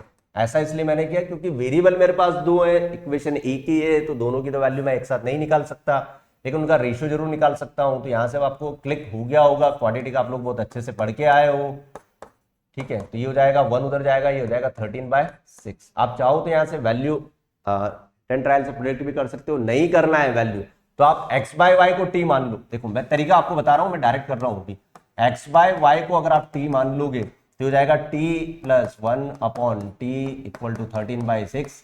इसको सॉल्व करने पे क्वाड्रेटिक बनाना, क्वाड्रेटिक से t की वैल्यू आएगी, इसका मतलब ये होगा कि x/y जो होगा वो किसी के भी इक्वल मान लो, मैं मान लेता हूँ 3/2, इसका मतलब एक वैल्यू 3/2 होगी और एक 2/3 होगी, इस तरह से x/y मैंने 3/2 के इक्वल एज्यूम कर लिया, ठीक है, इक्वल मैंने एज्यूम कर लिया। इसका मतलब ये हो गया कि यार x इक्वल टू मैं लिख सकता हूँ 3/2y, x इक्वल टू क्या लिख सकता हूँ 3/2y, ये वैल्यू मैं लिख सकता हूँ। अब इस वैल्यू को हम किसी भी एक इक्वेशन में पुट कर सॉल्यूशन निकाल लेते हैं। तो मैं मान लेता हूँ कि सेकंड नंबर की इक्वेशन में अगर मैं पुट करूँ इसको, सेकंड नंबर की इक्वेशन में इसको मैं पुट करूँ तो देखते हैं कि क्या रिजल्ट हमें मिलता है। सेकंड नंबर की इक्वेशन है x3y6, तो x की जगह इसको जब मैं रखूंगा तो ये जाएगा 3/2 x3y6 प्लस इस बार आ जाएगा आपका x6 3/2y की पावर 6 x6 और y आपका इसमें 3 है इक्वल टू 945। देखते हैं क्या जादू यहां से होता है। ये हो जाएगा आपका 27/8 y की पावर ये हो जाएगा 9 प्लस 3 की पावर 6 ये हो जाएगा 729 डिवाइडेड बाय 2 की पावर 6 64 और ये हो जाएगा y की पावर 9 इक्वल टू 945। ये यहां से जादू होने वाला है। अब इस जादू के साथ में हम देखो क्या करते हैं कि एलसीएम जब इसका मैं 64 लूंगा, एलसीएम जब मैं इसका 64 लूंगा तो 8 से 8 बार कटेगा, ठीक है। और 64 एलसीएम लेने के बाद में इन दोनों को जब आप ऐड करोगे तो मैं डायरेक्टली कर रहा हूं ये 945 y की पावर 9 ही बनेगा, ठीक है। एलसीएम लेने के बाद ये 945 y की पावर 9 ही बनेगा। इसका मतलब ये हो गया कि यार y ये गेम खत्म इसका, और यहां से y की पावर 9 जो मुझे मिला वो कितना मिला 64, y की पावर 9 जो मुझे मिला वो 64। लेकिन अब y डायरेक्टली नहीं निकाल सकते हम यहां से क्योंकि पावर आप देख रहे हो कि पावर 9 है, लेकिन मैं ऐसा तो लिख सकता हूं इसको कि y की पावर 3 होल पावर 3 और ये 4 की पावर 3। कंपैरिजन करने से मैं इतना तो जरूर बोल सकता हूं कि यार y3 जो होगा वो 4 होगा, y³ की जो वैल्यू होगी 4 होगी, क्योंकि मुझे y³ से ही मतलब है कि जो एक्सप्रेशन में वैल्यू मैं निकालने वाला हूं उसमें x³ और y³ भी है। तो y³ कितना आ गया मेरा 4 आ गया, यहां से y³ की वैल्यू 4 आ गई। y³ अगर 4 है तो x भी निकाल लो, x भी निकाल ले क्या, y³ अगर 4 है तो x भी निकाल लेते हैं। अब x देखो यहां से निकालेंगे इस तरह से, इसका अगर मैं x³ कर दूं, ठीक है, जगह बनानी पड़ेगी एक्स क्यूब इक्वल टू 27 और ये हो जाएगा 8 और वाई क्यूब की वैल्यू हो जाएगी ये 4। आई थिंक ये आएगा 27, 3 का क्यूब हो जाएगा हमारा 3/27/8 और वाई क्यूब की वैल्यू 4 से 2 बार कट जाएगा तो आ जाएगा 27/2। तो एक्स क्यूब जो मुझे मिला वो 27/2 मिला, 27/2 मिला। वैल्यू पुट कर लेते हैं एक बार। देखो यहाँ इस एक्सप्रेशन की वैल्यू निकालने के लिए 2x क्यूब मतलब 2 इंटू एक्स क्यूब की वैल्यू 27/2 प्लस एक्स क्यूब और वाई क्यूब तो 27/2 इंटू वाई क्यूब मिला है 4 plus Y cube 2y cube तो 2 इंटू वाई क्यूब की वैल्यू 4। ठीक है, ये कट जाएगा 2 से 2 बार कट जाएगा और 4 2 जा 8, मतलब ये हो गया 27, यहाँ 27, यहाँ 54 और ये 4 2 जा 8। इन तीनों को ऐड कर लो, कितना आ रहा है 8 और 4 12 और 7 19। ठीक है, 9 5 2 7 और 8, दैट मीन्स इसका जो आंसर आएगा वो आएगा 89 इसका करेक्ट आंसर आएगा। ठीक है, 89 इसका करेक्ट आंसर आएगा। तो आप देख रहे हो कि कैलकुलेशन बहुत ज्यादा लेंदी है, तो आपको राइट अप्रोच इसके अंदर पता होनी चाहिए। ठीक है, नेक्स्ट क्वेश्चन पे चलते हैं। Moving to next question. Geometry start हो चुकी है अब हमारी, यहां से हमारी ज्योमेट्री स्टार्ट हो चुकी है। तो ज्योमेट्री का जो पार्ट है अब हम करते हैं सॉल्व। देखो एक क्वेश्चन आपको दिया हुआ है कि ABCD is a non standard billiards table AD equal to 5, मतलब एक ये टेबल है, रेक्टेंगुलर फॉर्म में है, आपको दिया ही है इसके अंदर। अब बॉल इज प्रोजेक्टेड, यहां से एक बॉल प्रोजेक्ट की है इस डायरेक्शन से, यहां से पहले वो P से टकराती है, फिर Q से, फिर R से, फिर S पे आती है। तो आपको बताना है कि the total distance covered by the ball कितनी टोटल डिस्टेंस कवर करेगी यार। ठीक है, तो कवर डिस्टेंस करने के लिए हम इसके अंदर एक काम करते हैं कि यार अगर ये 5 है तो मुझे पता है कि ये एंगल 90 है, तो इसका मतलब हो गया कि ये 5 हो गया हमारे पास में। ठीक है, और ये जो एंगल बन रहा है along a line with match edge AD के साथ जो एंगल बन रहा है वो कितना है, ये 45 डिग्री दिया होगा। ये 45 है तो ये भी 45 होगा। इसका मतलब ये हो गया कि ये 45 है तो ये एक आइसोसेलेस ट्रायंगल हो गया, मतलब ये साइड भी 5 होगी। 5 से हम ऐसा बोल सकते हैं कि जो AP आएगा, AP वाली जो लेंथ आएगी वो कितनी आ जाएगी आपकी 5 ये 5√2 हो जाएगी। AP वाली लेंथ आ जाएगी 5√2 मीटर। AP वाली लेंथ हमने निकाल लिया। ठीक है, अब अगर ये 2 दिया हुआ है, एक बार देखोगे अगर ये 2 दिया हुआ है तो मैं ऐसा बोल सकता हूँ कि ये भी 2 होगा, बिकॉज ये एंगल 45 होगा। ठीक है, ये 45 है, ये 90 है, तो ये भी कितना होगा 45। ठीक है, ये भी कितना होगा 45, तो 45 ये 2 हो गया। इसका मतलब ये जो PQ वाली डिस्टेंस है, इस PQ वाले डिस्टेंस को भी मैं 2√2 लिख सकता हूँ। PQ वाले डिस्टेंस को भी मैं 2√2 मीटर लिख सकता हूँ बाय अप्लाइंग पाइथागोरस थ्योरम। अब अगर ये टोटल 5 है, ये 5 है, तो क्या मैं ऐसे बोल सकता हूँ कि ये वाली डिस्टेंस 3 होगी, ये 3 है तो ये भी 3 होगी। यही कहानी बार बार इधर चलती जाएगी। ठीक है, ये कितनी हो जाएगी 3, तो 3 से ये जो डिस्टेंस आएगी QR वाली डिस्टेंस आएगी, आ जाएगी 3√2 मीटर आ जाएगी। ठीक है, 3√2 मीटर आएगी। RQ की बात करते हैं तो D से C टोटल 7 हो रही है, 3 इधर आ गई तो ये 4 होगी। ठीक है, ऐसे ही होगा। ये कितनी आ जाएगी 4, है ना, 4 हो जाएगी। ये वाली साइड जो बचेगी आपकी 4 बचेगी, यहाँ 4 बचेगी। तो 5 3 2 और ये हो गया 10। इसका मतलब हो गया कि लास्ट वाली जो साइड आएगी RS वाली जो साइड आएगी ये, इसका मतलब इसकी तो जरूरत ही नहीं है हमें। ये अगर 2√2 है तो ये भी तो 2√2 होगी। ठीक है, ये हमारी आ चुकी थी AP कितना इससे, तो ये जो RS वाली डिस्टेंस है, RS वाली डिस्टेंस आ जाएगी 2√2 मीटर। इन सबको आप क्या कर दो, ऐड कर दो, तो आंसर आ जाएगा 12√2 मीटर। ये इसकी टोटल डिस्टेंस कवर्ड होगी 12√2 मीटर की है। ठीक है, सिंपल पाइथागोरस थ्योरम के ऊपर बेस्ड क्वेश्चन था। एंगल के आप लोगों को इसके अंदर कुछ नॉलेज होनी चाहिए आइसोसेलेस ट्रायंगल की। सेकंड क्वेश्चन पे चलते हैं। सेकंड क्वेश्चन भी प्रीवियस ईयर बेस्ड क्वेश्चन है, अच्छा क्वेश्चन है। देखो सेकंड क्वेश्चन के अंदर सर्कल एक हमें दिया हुआ है और ऊपर डिस्टेंस दिए हुए। इस सर्कल का जो डायमीटर है वो 2007 है। ठीक है, 2007 है। तो इसमें एक काम करता हूं यार मैं कि यहां से एक लाइन बना देता हूं जो सीधा यहां पर टच होगी। ठीक है, यहां से मैं एक लाइन बनाता हूं और इसको मैं सेंटर मार्क कर देता हूं, और यहां से इसको भी मैं मिला देता हूं। जनरली हम एक आउटर पॉइंट से सर्कल के ऊपर जब 2 टेंजेंट बनाते हैं तो इसी तरह का डायग्राम सबसे ज्यादा पॉपुलर है, ये बनता है ना। हमें बताया कि सेंटर से टेंजेंट के ऊपर 90 डिग्री ड्रॉ होता है, हमेशा 90 डिग्री ड्रॉ होता है, जिसको मैं O नाम दे देता हूं। लेट सपोज इसको A दे देते हैं, इसको B। ठीक है, और ये तो रेडियस है ही से, रेडियस में R मान लेता हूं, रेडियस में आर मान लेता हूं। तो हमें पता है कि यार सेंटर से टेंजेंट वाली लाइन जो आती है ये इस और इस ट्रायंगल को कॉन्ग्रुएंट बना देती है, और इसका मतलब ये होगा कि ये एंगल 30 डिग्री होगा और इधर भी कितना होगा 30 डिग्री होगा, इधर भी कितना होगा 30 डिग्री होगा। तो by the help of Pythagoras theorem ये ए बी और इसको सी नाम दे देते हैं, इसको सी नाम दे देते हैं, ठीक है।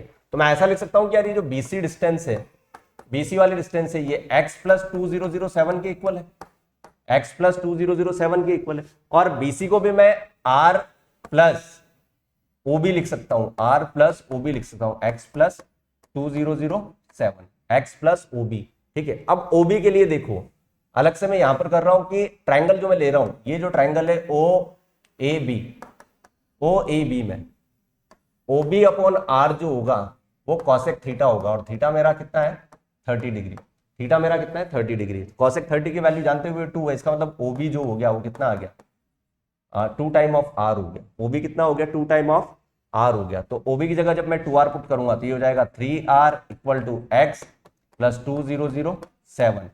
रेडियस क्या लूंगा मैं 2007 बाई 2, बिकॉज डायमीटर मुझे 2007 गिवन है स्टार्टिंग में, इक्वल टू एक्स प्लस 2007। इसका मतलब ये हो गया कि x जब मैं यहां से कैलकुलेट करूंगा तो ये आ जाएगा 2007 बाय 2 सेंटीमीटर। ऑप्शन नंबर इसका आ जाएगा ए, ऑप्शन नंबर ए आ जाएगा इसका। तो 2007 बाय 2 इसका आंसर आ जाएगा। सिंपल क्वेश्चन था, टेंजेंट के बेस्ड प्रॉपर्टी के ऊपर क्वेश्चन था ये। नेक्स्ट क्वेश्चन पे चलते हैं। देखो अगेन एक और बहुत अच्छा क्वेश्चन है।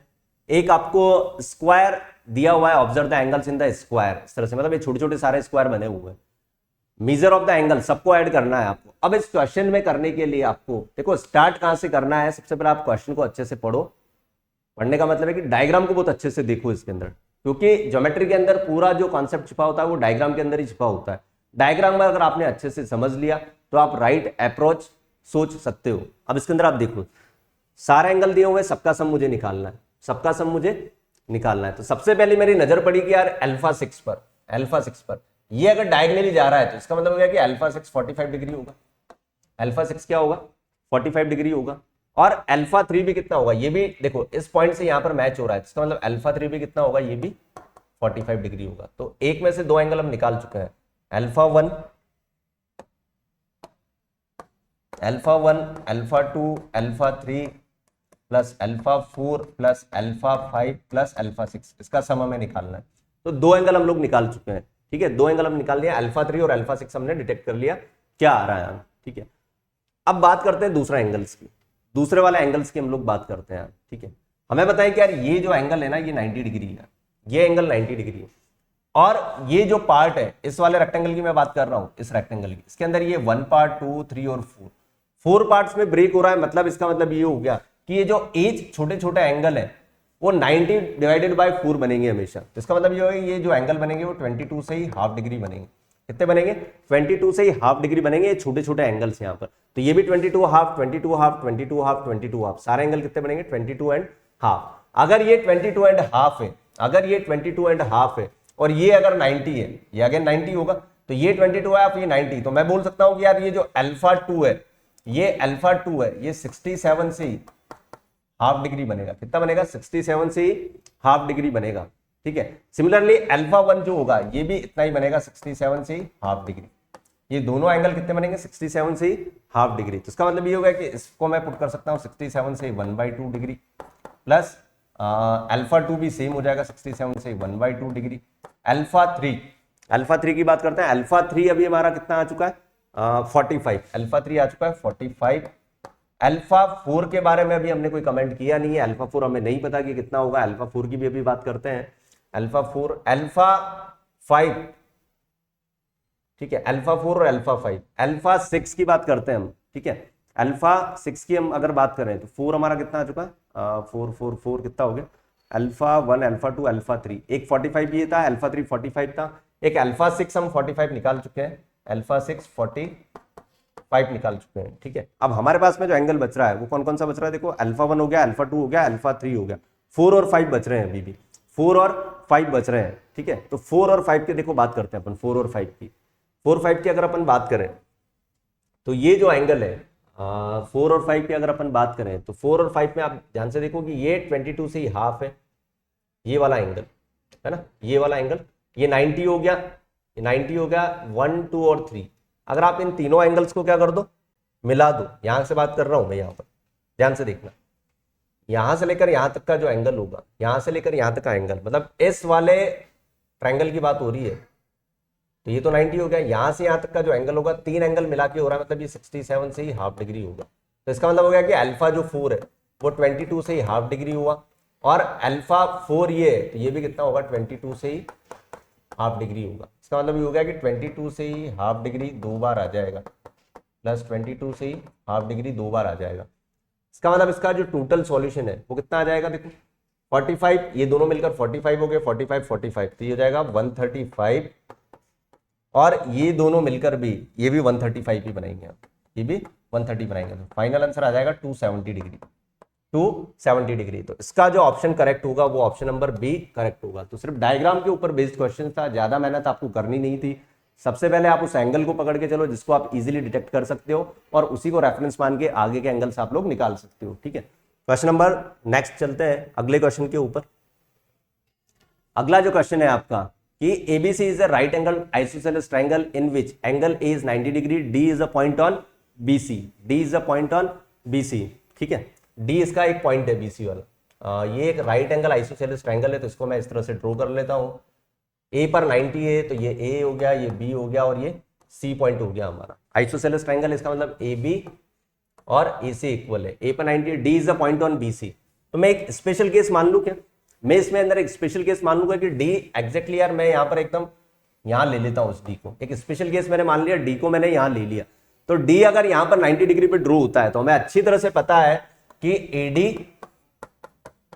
BD और CD ये तीनों आपस में क्या होती है, इक्वल होती है। ये तीनों आपस में क्या होती है, इक्वल होती है। तो हमें जो वैल्यू निकालनी है यहाँ से BD स्क्वायर और CD स्क्वायर, BD CD और AD तीनों की बात कर रहा है, तो तीनों की जगह मैं AD रख देता हूँ, तो हो जाएगा AD square 2AD square divided by AD square, ये कट जाएगा, इधर आ जाएगा, क्योंकि उसने बोला है कि D is the point on BC। D अगर पॉइंट BC पर है तो मैंने एक स्पेशल केस मान लिया कि D अगर BC पर है, तो ये मैंने एकदम यहाँ पर परपेंडिकुलर वाला पॉइंट मान के इसको इक्वेट करके आंसर इसका 2 आ जाएगा इसका। तो सिंपल क्वेश्चन था, थॉट प्रोसेस के ऊपर क्वेश्चन था बिल्कुल ही।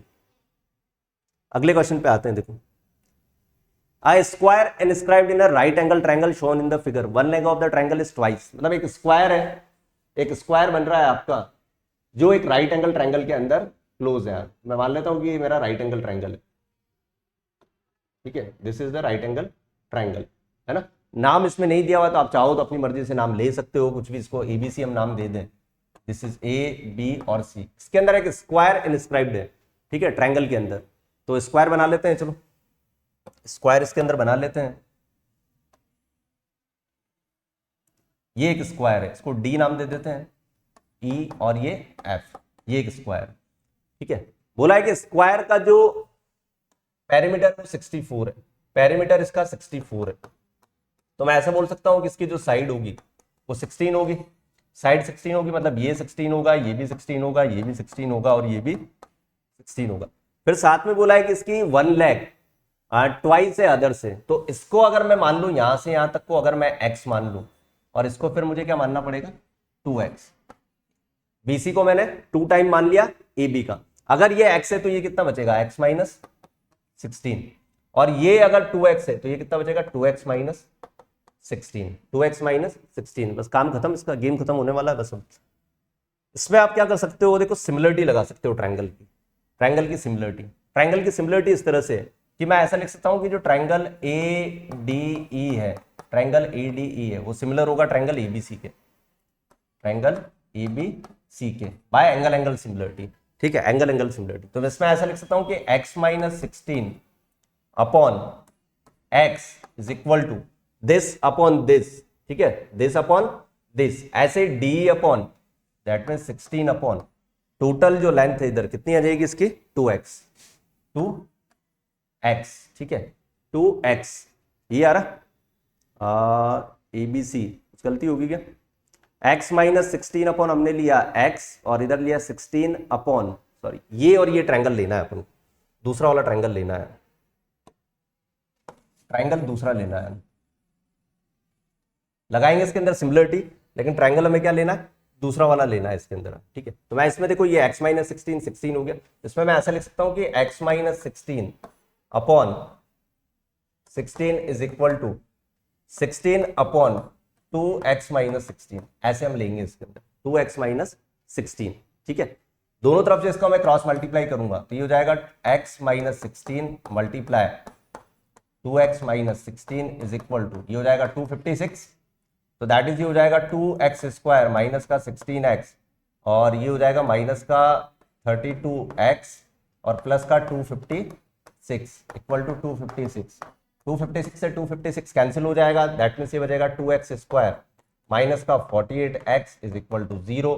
तो x यहां से एक तो 0 आएगा जिसको हम हटा देंगे और एक x आ जाएगा आपका कितना 24, x आ जाएगा 24, ठीक है, x आ जाएगा 24। पूछा गया है इसमें then the length of the longer leg x अगर आप 24 है तो ये लॉन्गर वाली जो लेंथ आएगी कितनी आ जाएगी 48, ठीक है, 48 आ जाएगा इसका आंसर सेंटीमीटर, 48 सेंटीमीटर इसका आंसर आ जाएगा, ठीक है। मूविंग टू नेक्स्ट क्वेश्चन, अगले क्वेश्चन पे चलते हैं। इसके अंदर ये जो रेड पार्ट है ये शेडेड है, ध्यान रखना ये शेडेड है।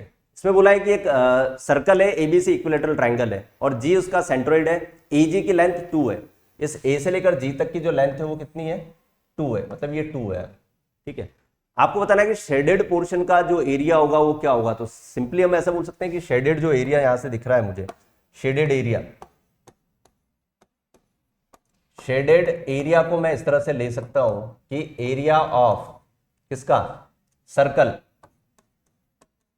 सर्कल के एरिया में से एरिया ऑफ ट्रायंगल में माइनस कर सकता हूं। सर्कल का एरिया होता है पाई आर स्क्वायर, आर क्लियरली दिख रहा है वो 2 है, ठीक है, और इसका इक्विलेटरल ट्रायंगल का जो एरिया होगा वो कितना होगा √3/4 A square, √3/4 A square, A is the side of triangle. अब साइड ऑफ ट्रायंगल निकालने के लिए हमें बताया कि अगर ये सेंट्रोइड है इसका मतलब ये कि मीडियन का इंटरसेक्शन हुआ, एक तरीके से मीडियन का इंटरसेक्शन हुआ, तो इसको अगर मैं मिला दूं तो मुझे पता है कि ये 2:1 में डिवाइड करता है, दैट मींस ये वाली जो साइड होगी ये 1 होगी।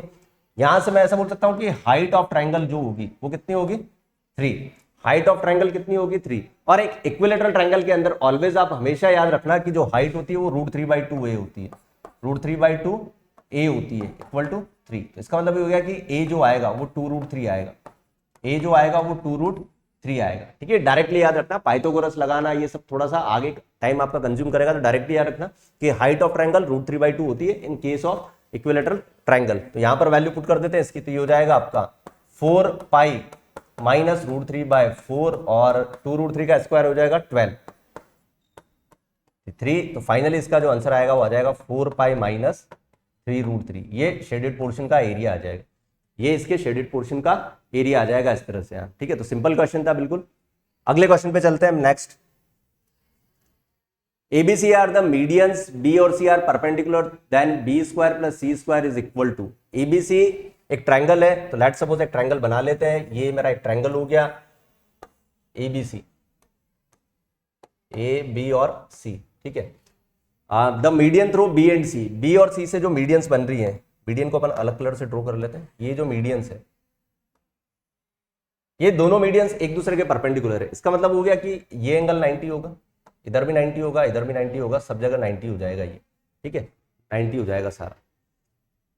और आपसे पूछा है कि small b square plus c square क्या होगा, तो small b square c square इसने स्पेसिफाई नहीं किया, लेकिन आप लोगों को पता होना चाहिए कि small ABC are the sides of a triangle.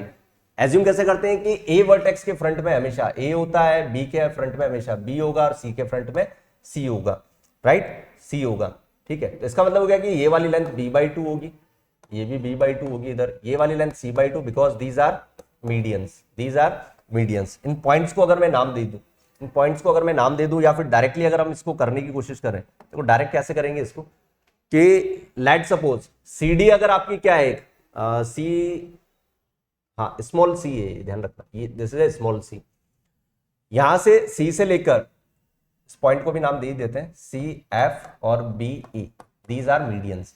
CF और B अगर मीडियन है तो मीडियन हमेशा 2:1 में डिवाइड होती है, तो ये लेंथ अगर मैं 2x मान लूं तो इसको मुझे x मानना पड़ेगा, और इसको मैं अगर 2y मान लूं तो इसको मुझे y एज्यूम करना पड़ेगा, फॉर द रीजन रेशियो के कारण इनको इस तरह से मानना पड़ेगा। अब हम इसमें इस तरह से कर सकते हैं, देखो सबसे पहले मैं क्या करता हूं कि ये वाला जो ट्रायंगल है, अगर मैं इसको ओ नाम दे दूं, जो ट्रायंगल BOC है, ट्रायंगल BOC है, इसमें अगर मैं पाइथागोरस थ्योरम लगाऊं तो मैं ऐसा लिख सकता हूं कि यार ए स्क्वायर जो होगा वो 4x² प्लस 4y² के बराबर होगा। ठीक है, इसको इक्वेशन 1 दे देते, 4x² प्लस 4y² के बराबर होगा। अब xy अगर मैंने एज्यूम किए तो इनको मुझे हटाना भी है, तो यूज इस तरह से करना है, यूज इस तरह से करना है, इनको xy मुझे हटाने भी है। नाउ इस बार मैं जो ट्रायंगल ले रहा हूं वो मैं ट्रायंगल ले रहा हूं ट्रायंगल EOC वाला ट्रायंगल ले लेते हैं। दैट मीन्स ये वाला ट्रायंगल, ये वाले ट्रायंगल की मैं बात कर रहा हूं। यहां 90 है तो परपेंडिकुलर यही होगा B, तो इसमें मैं ऐसा लिख सकता हूं कि B²/4 जो होगा, B²/4 होगा वो इक्वल होगा 4x² प्लस y² के। ऐसे ही अगर मैं इसके जस्ट पास वाला अपोजिट वाला ट्रायंगल ले लूं तो यहां से भी मैं डायरेक्टली लिख रहा हूं C²/4 होगा वो इस बार x² प्लस 4y² के होगा। इन दोनों इक्वेशन को अगर मैं ऐड कर दूं तो B²/4 plus C²/4 equal to ये हो जाएगा 5x² प्लस 5y²। ठीक है, 5x² प्लस 5y²। ठीक है, तो यहां से A²/4 इक्वल हो जाएगा x² प्लस y² की। तो इस इक्वेशन को मैं यूज कर लेता हूं यहां पर। इसका मतलब ये होगा कि B²/4 plus C²/4 equal to 5 into x² plus y² की वैल्यू A²/4 होगी। 4 4 4 काट दो, मतलब B² प्लस C² जो आएगा वो 5A² के इक्वल आ जाएगा, 5A² के इक्वल आ जाएगा। इसका जो करेक्ट आंसर होगा वो ऑप्शन नंबर डी होगा, ऑप्शन नंबर डी होगा 5A²। ठीक है, moving to next question. The rhombus of the side length 5, एक रोम्बस है जिसकी साइड 5 सेंटीमीटर है, उसके डायगोनल्स के बारे में दिया हुआ है कि one of the diagonal at least 6 रख रहा है वैल्यू, और दूसरा वाला डायगोनल एटमोस्ट 6 लिखा हुआ है। तो अब इसका मीनिंग क्या है, देखो रोम्बस का हम डायग्राम बनाते हैं। लेट सपोज हमारा ये रोम्बस है, ठीक है, A B C और D, this is the rhombus. इसकी साइड के बारे में दिया हुआ है कि ये 5 है। ठीक है, इसके डायगोनल्स की बात कर रहा है तो ये डायगोनल्स बना लो। ठीक है, डायगोनल के बारे में बोला है कि यार ये जो डायगोनल्स है ना, कोई भी एक डायगोनल इसकी एक वैल्यू एटलीस्ट 6 होगी। तो इसका मतलब मैं मान लूं कि अगर ये x है तो इधर भी x होगा, because diagonal are bisect each other.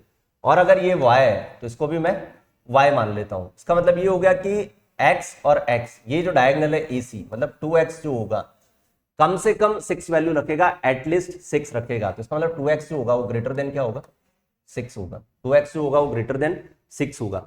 और दूसरे वाले डायगोनल में बोला है कि 2y जो होगा, 2y का मतलब हो गया कंप्लीट डायगोनल, इसकी एटमोस्ट वैल्यू क्या होगी, 6 होगी, मतलब मैक्सिमम वैल्यू ही 6 हो सकती है। तो ये लेस देन इक्वल टू क्या होगा, 6 होगा। तो मैं यहां से बोलता हूं कि x greater than equal to 3 और y less than equal to 3, ये वैल्यूज बोला है। अब आपसे पूछा है कि what is the maximum value of sum of the diagonal, इनके डायगोनल्स को अगर मैं ऐड करूं तो उसकी मैक्सिमम वैल्यू क्या होगी, डायगोनल की मैक्सिमम वैल्यू क्या होगी। ठीक है, तो डायगोनल की मैक्सिमम वैल्यू निकालने के लिए मतलब मुझे जो निकालना है वो 2x प्लस y।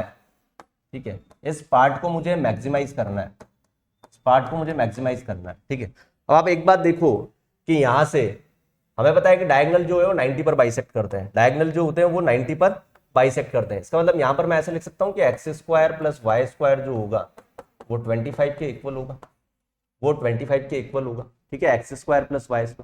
अब इस इक्वेशन को सिर्फ एक ही सॉल्यूशन वेरीफाई करता है जब आपका x 4 होगा और y कितना होगा, 3 होगा। x 4 होगा और y 3 होगा। उल्टा मैं इसलिए नहीं ले सकता, x को 3 में इसलिए नहीं ले सकता क्योंकि y 3 से यहां पर मुझे कम लेना है। तो x 4 और y 3, तो दैट मीन्स आंसर जो आएगा ये आ जाएगा 14, इसका आंसर आ जाएगा 14। तो ऑप्शन नंबर बी इसका करेक्ट आंसर है, आंसर आ जाएगा इसका 14। तो ऑप्शन से भी आप चेक कर सकते हो, इसको ऑप्शन से भी चेक कर सकते हो। ठीक है, नेक्स्ट क्वेश्चन पे चलते हैं आगे। एक सर्कल बना हुआ है, सर्कल के अंदर देखना, ये सर्कल बना हुआ है एक, दो ये जो दोनों सर्कल है ये आइडेंटिकल है। इसका मतलब इन दोनों की जो रेडियस होगी, दोनों की रेडियस क्या होगी, सेम होगी, दोनों की रेडियस सेम होगी। तो इसका मतलब ये कि अगर मैं इनके सेंटर्स को मिला दूं, सेंटर्स को अगर मैं मिला दूं, ठीक है, सेंटर को अगर मिला दूं तो एक ट्रायंगल मुझे मिलेगा। और साथ में ये भी दिया हुआ है कि जो सर्कल डी है, सर्कल डी है वो सेंटर ऑफ डी से पास होता है, C sorry, circle C has passes the centre of D. तो डी का सेंटर अगर मैं कहीं यही मार्क कर दूं इस जगह, तो यहां से पास हो रहा है, यहां से ये पास हो रहा है, तो इसका मतलब ये आपको इस तरह से बनाना पड़ेगा, ठीक है, इस तरह से बनाना पड़ेगा। अब इसमें आप देखो कि और इंफॉर्मेशन हमें क्या गिवन है, बाकी की इंफॉर्मेशन हमें ये गिवन है कि जो रेडियस है सर्कल सी की वो 1 है, वो 1 है, इसका मतलब ये 1 हो जाएगा। इसके वाले को मैं r मान लेता हूं तो ये भी r होगा, ठीक है, इसको मैं r मान लेता हूं तो ये भी कितना होगा, r हो जाएगा। और इस पॉइंट को मैं o नाम दे देता हूं, किसको, यहां पर o नाम दे देते हैं इसको, ए बी सी तो है ही सही, सर्कल है उसी के अकॉर्डिंग दे दिया हमने, और इसको आप दे दो डी ई नाम दे दो इसको, ठीक है, इसको ई नाम दे देते हैं, है ना। एक काम करते हैं कि इस पॉइंट से भी इसको ज्वाइन कर देते हैं, इस पॉइंट से भी इसको ज्वाइन कर देते हैं, ठीक है, इसको इससे ज्वाइन कर देते हैं। अब हमें पता है कि जो सर्कल की रेडियस है, आउटर सर्कल जो डी सर्कल है, सबसे पहले तो मैं ये निकालूंगा इसमें कि डी जो सर्कल है, ठीक है, कौन सा सर्कल डी, इसकी जो रेडियस होगी, क्या वो 2 होगी, क्योंकि सी जो पास हो रहा है वो इसके सेंटर से पास हो रहा है, इसका मतलब हो गया कि ये अगर सेंटर है तो इसका जो डायमीटर होगा, किसका, सी वाले सर्कल का जो डायमीटर होगा वही क्या होगा, डी की रेडियस होगी। तो इसका मतलब होगा कि रेडियस किसकी 2 यूनिट हो जाएगी, किसकी, आउटर सर्कल डी की, इसकी 2 यूनिट हो जाएगी, है ना। ये अगर 2 है तो इसका मतलब ये होगा कि ये वाली जो लेंथ है, ये लेंथ कितनी हो जाएगी आपकी भाई, बी, ये देखो यहां से यहां कितना हो गया 2r, ये जो सेंटर है ये टोटल हो जाएगी कितनी 2, इसमें से r माइनस कर दोगे तो ये 2 माइनस r हो जाएगी, ये आपको दिख रहा होगा। ये जो डिस्टेंस होगी OB वाली, OB हो जाएगा कितना 2 माइनस r, ये OB हो जाएगा 2 माइनस r, ठीक है, OB 2 माइनस r हो जाएगा। आपको बताना है रेडियस ऑफ सर्कल दिस, ये बताना है आपको, ठीक है। नेक्स्ट अगर हम आगे देखें, अगर अपन देखते हैं इसको, तो ये अगर आपका r है, तो ये कितना हो जाएगा, ये वाली जो लेंथ हो जाएगी, ये दिस इज द लेंथ, ये कितनी हो जाएगी आपकी, ये 90 डिग्री होगा, पहली बात तो ये हो जाएगा। तो इसमें हम ऐसा बोल सकते हैं कि ये 1 हो जाएगा, और यहां से ये जो लेंथ होगी ये 2 माइनस r हो जाएगी आपकी, ये r हो जाएगी, और इस लेंथ को मैं x मान लेता हूं थोड़ी देर के लिए, क्या मान लेते हैं, x मान लेते हैं। तो ट्राइंगल जो दिख रहा है आपको, ठीक है, केयरफुली देखना है, ट्राइंगल ये OBE, इस ट्राइंगल के अंदर मैं पाइथागोरस थ्योरम अगर लगाऊं तो मैं ऐसा लिख सकता हूं कि 2 माइनस r का स्क्वायर, 2 माइनस r का जो स्क्वायर होगा वो आपका x square plus r square के बराबर होगा, x square plus r square के बराबर होगा, क्योंकि OE को मैंने, लेट जो OE है इसको मैंने x मान रखा है, OE को मैंने x ले लिया। इसको ओपन करके देख लेते हैं, ये हो जाएगा 4 प्लस r स्क्वायर माइनस ये हो जाएगा आपका 4r equal to x square plus r square से r स्क्वायर गया आपका, तो दैट मीन्स ये हो गया कि ये हो जाएगा आपका 4 1 minus r equal to x square, ठीक है। इसको हम बाद में यूटिलाइज करेंगे, इसको इक्वेशन नंबर 1 दे देते हैं, 4 1 minus r equal to x square, इसको हम बाद में यूटिलाइज करेंगे, इक्वेशन नंबर 1 दे देते हैं, ठीक है। सिमिलरली अब दूसरे वाले ट्रायंगल पे आते हैं, क्योंकि एक इक्वेशन हमने निकाल दी, वेरिएबल हमारे पास में x है और r दोनों वेरिएबल है।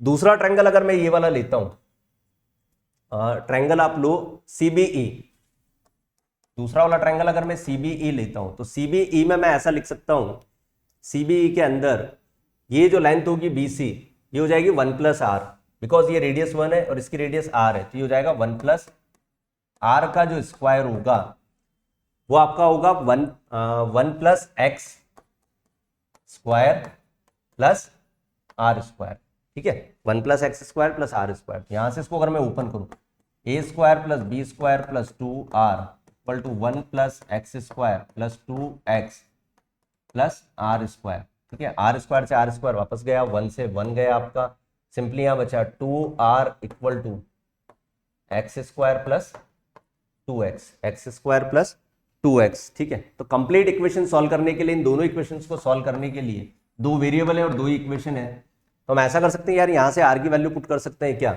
यहां से r की वैल्यू जो मैं निकाल सकता हूं वो मैं निकाल सकता हूं r 1 minus r equal to x square by 4, तो ये 1 minus x square by 4, r की जो वैल्यू निकलेगी, क्योंकि 4 डिवाइड में जाएगा एक्स स्क्वायर के, r उधर जाएगा 1 माइनस एक्स स्क्वायर बाई 4, ठीक है। तो r की जगह मैं पुट कर देता हूं 2 into 1 minus x square by 4, ये मैंने r की जगह पुट किया equal to x square plus 2x, x square plus 2x, अंदर आप मल्टीप्लाई करोगे इसका तो ये हो जाएगा आपका 2 इंटू ये हो जाएगा 4 माइनस एक्स स्क्वायर बाय 4, ये हो जाएगा एक्स स्क्वायर प्लस 2x, 2 से इसको 2 बार काट दो, 2 उधर भेज दो। तो जो क्वाड्रेटिक मेरी निकल के आएगी यहां से बनेगी क्वाड्रेटिक इक्वेशन। ठीक है, यहां कर रहे हैं बाकी का सॉल्यूशन, ध्यान देना। इस इक्वेशन में अगर 2 को उधर में भेज दूं तो दैट मींस ये हो जाएगा 4 minus x square equal to 4 minus x square, और 2 उधर जाएगा तो ये हो जाएगा 2x स्क्वायर प्लस 4x, तो दैट मीन्स ये हो जाएगा 3x स्क्वायर प्लस का 4x। ठीक है, 3x स्क्वायर प्लस का 4x, और ये उधर जाके -4। ठीक है, 4 3 जा 12, 12 कैसे दो फैक्टर 6 और 2 होते हैं, तो इसको करके देख लेते हैं। 3x square plus 6x minus 2x minus 4 equal to 0। यहाँ से 3x कॉमन लोगे तो ये हो जाएगा x plus 2 minus 2 x plus 2 is equal to 0। ठीक है, x प्लस 2 इक्वल टू 0, मतलब x इक्वल टू एक तो -2 आएगा, इसको हम हटा देंगे, और x इक्वल टू एक आएगा 2/3, x इक्वल टू आएगा 2/3, तो -2 को हम इग्नोर कर देंगे because side can not be negative. x equal to 2/3 हमारा आ चुका है, तो 2/3 आने के बाद में क्वेश्चन में पूछा है इसमें कि रेडियस ऑफ सर्कल क्या होगी, जो छोटा वाला सर्किल है, तो r हमें निकालना है, तो r की वैल्यू x हमारा आ ही चुका है, तो r इक्वल टू यहां पर इसको देखो पुट कर दो, तो r इक्वल टू ये हो जाएगा 1 माइनस 1/4, और x स्क्वायर कितना हो जाएगा, ये 4/9। ठीक है, 4 से 4 कट जाएगा, दैट मीन्स r आ जाएगा 8/9, 8/9 यूनिट इसका आंसर आएगा, तो ये हो जाएगा 8/9। ठीक है, तो सर्कल का क्वेश्चन था, अच्छा क्वेश्चन है। ठीक है, ज्यादातर इसके अंदर क्या अप्लाई हुई है, पाइथागोरस थ्योरम का खेल है पूरा, बस आपको कैलकुलेशन का ध्यान रखना है इसके अंदर, वेरिएबल एज्यूम करके। रेडियस को आपको मतलब थॉट प्रोसेस से देखना होगा कि कौन सी रेडियस कहाँ कितनी बन रही है, ये आपको सोचना होगा कि यार ये सर्कल है आउटर वाला उसकी 2 रेडियस होगी, ये सब इस क्वेश्चन में था। ठीक है, नेक्स्ट क्वेश्चन पे चलते हैं आगे। ठीक है, लास्ट क्वेश्चन है आज का, ये लास्ट क्वेश्चन है। अब ABC is a triangle and AD is a altitude. ABC एक ट्रायंगल है जिसका AD एल्टीट्यूड है, तो ठीक है भाई सब बना लेते हैं। ये हमने बनाया ABC एक ट्रायंगल बना दिया, A B और C। ABC is a triangle, और AD इसका एल्टीट्यूड है, तो एल्टीट्यूड को थोड़ा अलग दिखा देते हैं। ये हमारा हो गया एल्टीट्यूड मतलब ये 90 डिग्री, AD इज एल्टीट्यूड। ठीक है, अब आपसे बोला है कि यार BD इक्वल टू 5DC है, जो BD है वो DC का कितना है, 5 टाइम है, तो BD को अगर मैं DC को अगर मैं x ले लूं तो ये 5x हो जाएगा, यही करेंगे और तो क्या करेंगे, इसमें 5x हो जाएगा, है ना, ये हो जाएगा। अब आपसे पूछा है कि यार इस एक्सप्रेशन का आंसर क्या होगा, तो मुझे तो इसके अंदर जो लग रहा है वो पाइथागोरस थ्योरम का अगेन क्वेश्चन लग रहा है, बाकी इसके अंदर और कुछ भी नहीं है यार, पूरा पाइथागोरस थ्योरम के ऊपर बेस्ड। तो इसको अगर मैं y मान लूं, इसको मैं y मान लेता हूं। ठीक है, क्या कि बार बार मुझे AD इस तरह से बार बार लेंथ ना लिखनी पड़े, इसको अगर मैं y मान लूं, तो आप इसमें ध्यान से देखना, ये 3 मैंने लिखा, AB स्क्वायर की बात कर रहा है, तो इस वाले ट्रायंगल में अगर मैं पाइथागोरस थ्योरम लगाऊं तो AB स्क्वायर इक्वल टू मैं क्या लिख सकता हूं, y square plus 25x square, ऐसा ही लिखेंगे, y square plus 25x square minus AC की अगर बात कर रहा है तो राइट वाले ट्रायंगल में जो राइट साइड पर बन रहा है, इसमें भी पाइथागोरस थ्योरम की मैं बात करूं तो ये y square plus x square हो गया, तो सिंपल, और आगे माइनस है तो दोनों ही क्या हो जाएंगे, minus, divided by BC square की बात कर रहा है, तो BC भाई सब कितना है, 5x plus x, that means हो जाएगा 36x स्क्वायर, बस खत्म। अब तो ये आई थिंक हो गया यार, y स्क्वायर तो y स्क्वायर कट ही गया, और ये हो जाएगा 3 इंटू ये बचेगा 24x square divided by 36x square, x square again खत्म, 12 2 जा 12 3 जा 3 से 3 बचा 2, आंसर आ जाएगा इसका कितना, 2, आंसर आ जाएगा इसका कितना, 2। ठीक है, तो आज के वीडियो में बच्चों ये क्वेश्चन थे सारे, ज्योमेट्री और अलजेब्रा के ऊपर बेस्ड क्वेश्चन थे, सारे अच्छे लेवल के क्वेश्चन हैं। आप जब इस वीडियो को देख रहे हो तो आप क्या करोगे, पहले उस वीडियो को पॉज कर दो। ठीक है, पॉज करने के बाद में आप पहले खुद सोचो उसमें कि आप अपना क्या प्रोसेस उसके अंदर कर सकते हो, अपनी कौन सी अप्रोच लगा सकते हो। ठीक है, फिर आपको अगर नहीं आ रहा है तो फिर आप सॉल्यूशन देखो। ठीक है, फिर आप उसके बाद सॉल्यूशन देखो, तो पहले आपको अटेम्प्ट करना है, देन उसके बाद सॉल्यूशन देखना है। ठीक है, अलजेब्रा, नंबर थ्योरी, ज्योमेट्री, ये 3 टॉपिक हमारे हो चुके हैं। ठीक है, 3 टॉपिक अच्छे से हो चुके हैं। जब स्टेज 1 का एग्जाम होगा तो आप ये मत सोचना कि यार 30 के 30 क्वेश्चन ही मेरे को करने हैं, 30 क्वेश्चन मुझे आने चाहिए। ठीक है, आप पहले उस क्वेश्चन को अटेम्प्ट करना जिसमें आप कॉन्फिडेंट हो कि इस क्वेश्चन को मैं कर सकता हूं, इसका तरीका मुझे पता है, इसकी अप्रोच मुझे पता है और फॉर्मूला भी मुझे पता है और इसका आंसर मैं इजीली निकाल सकता हूं और टाइम भी इसके अंदर कंज्यूम नहीं होगा। तो पहले राउंड में उन क्वेश्चंस को अटेम्प्ट करना, फिर सेकंड राउंड में आप सोचना कि जो क्वेश्चन मेरे से नहीं हुए उनको अटेम्प्ट करने की कोशिश करना, सॉल्व करने की कोशिश करना। ऐसा जनरली हो ही जाता है कि सेकंड राउंड में जब हम क्वेश्चंस को करते हैं तो क्वेश्चन बन ही जाता है। ठीक है, 5 में से 2 क्वेश्चन तो बन ही जाते हैं, ऐसा मेरा एक्सपीरियंस है। ठीक है, ये मैंने फील किया ऐसा एक्सपीरियंस, 5 में से 2 क्वेश्चन तो बन ही जाते हैं। ठीक है, तब तक के लिए थैंक यू।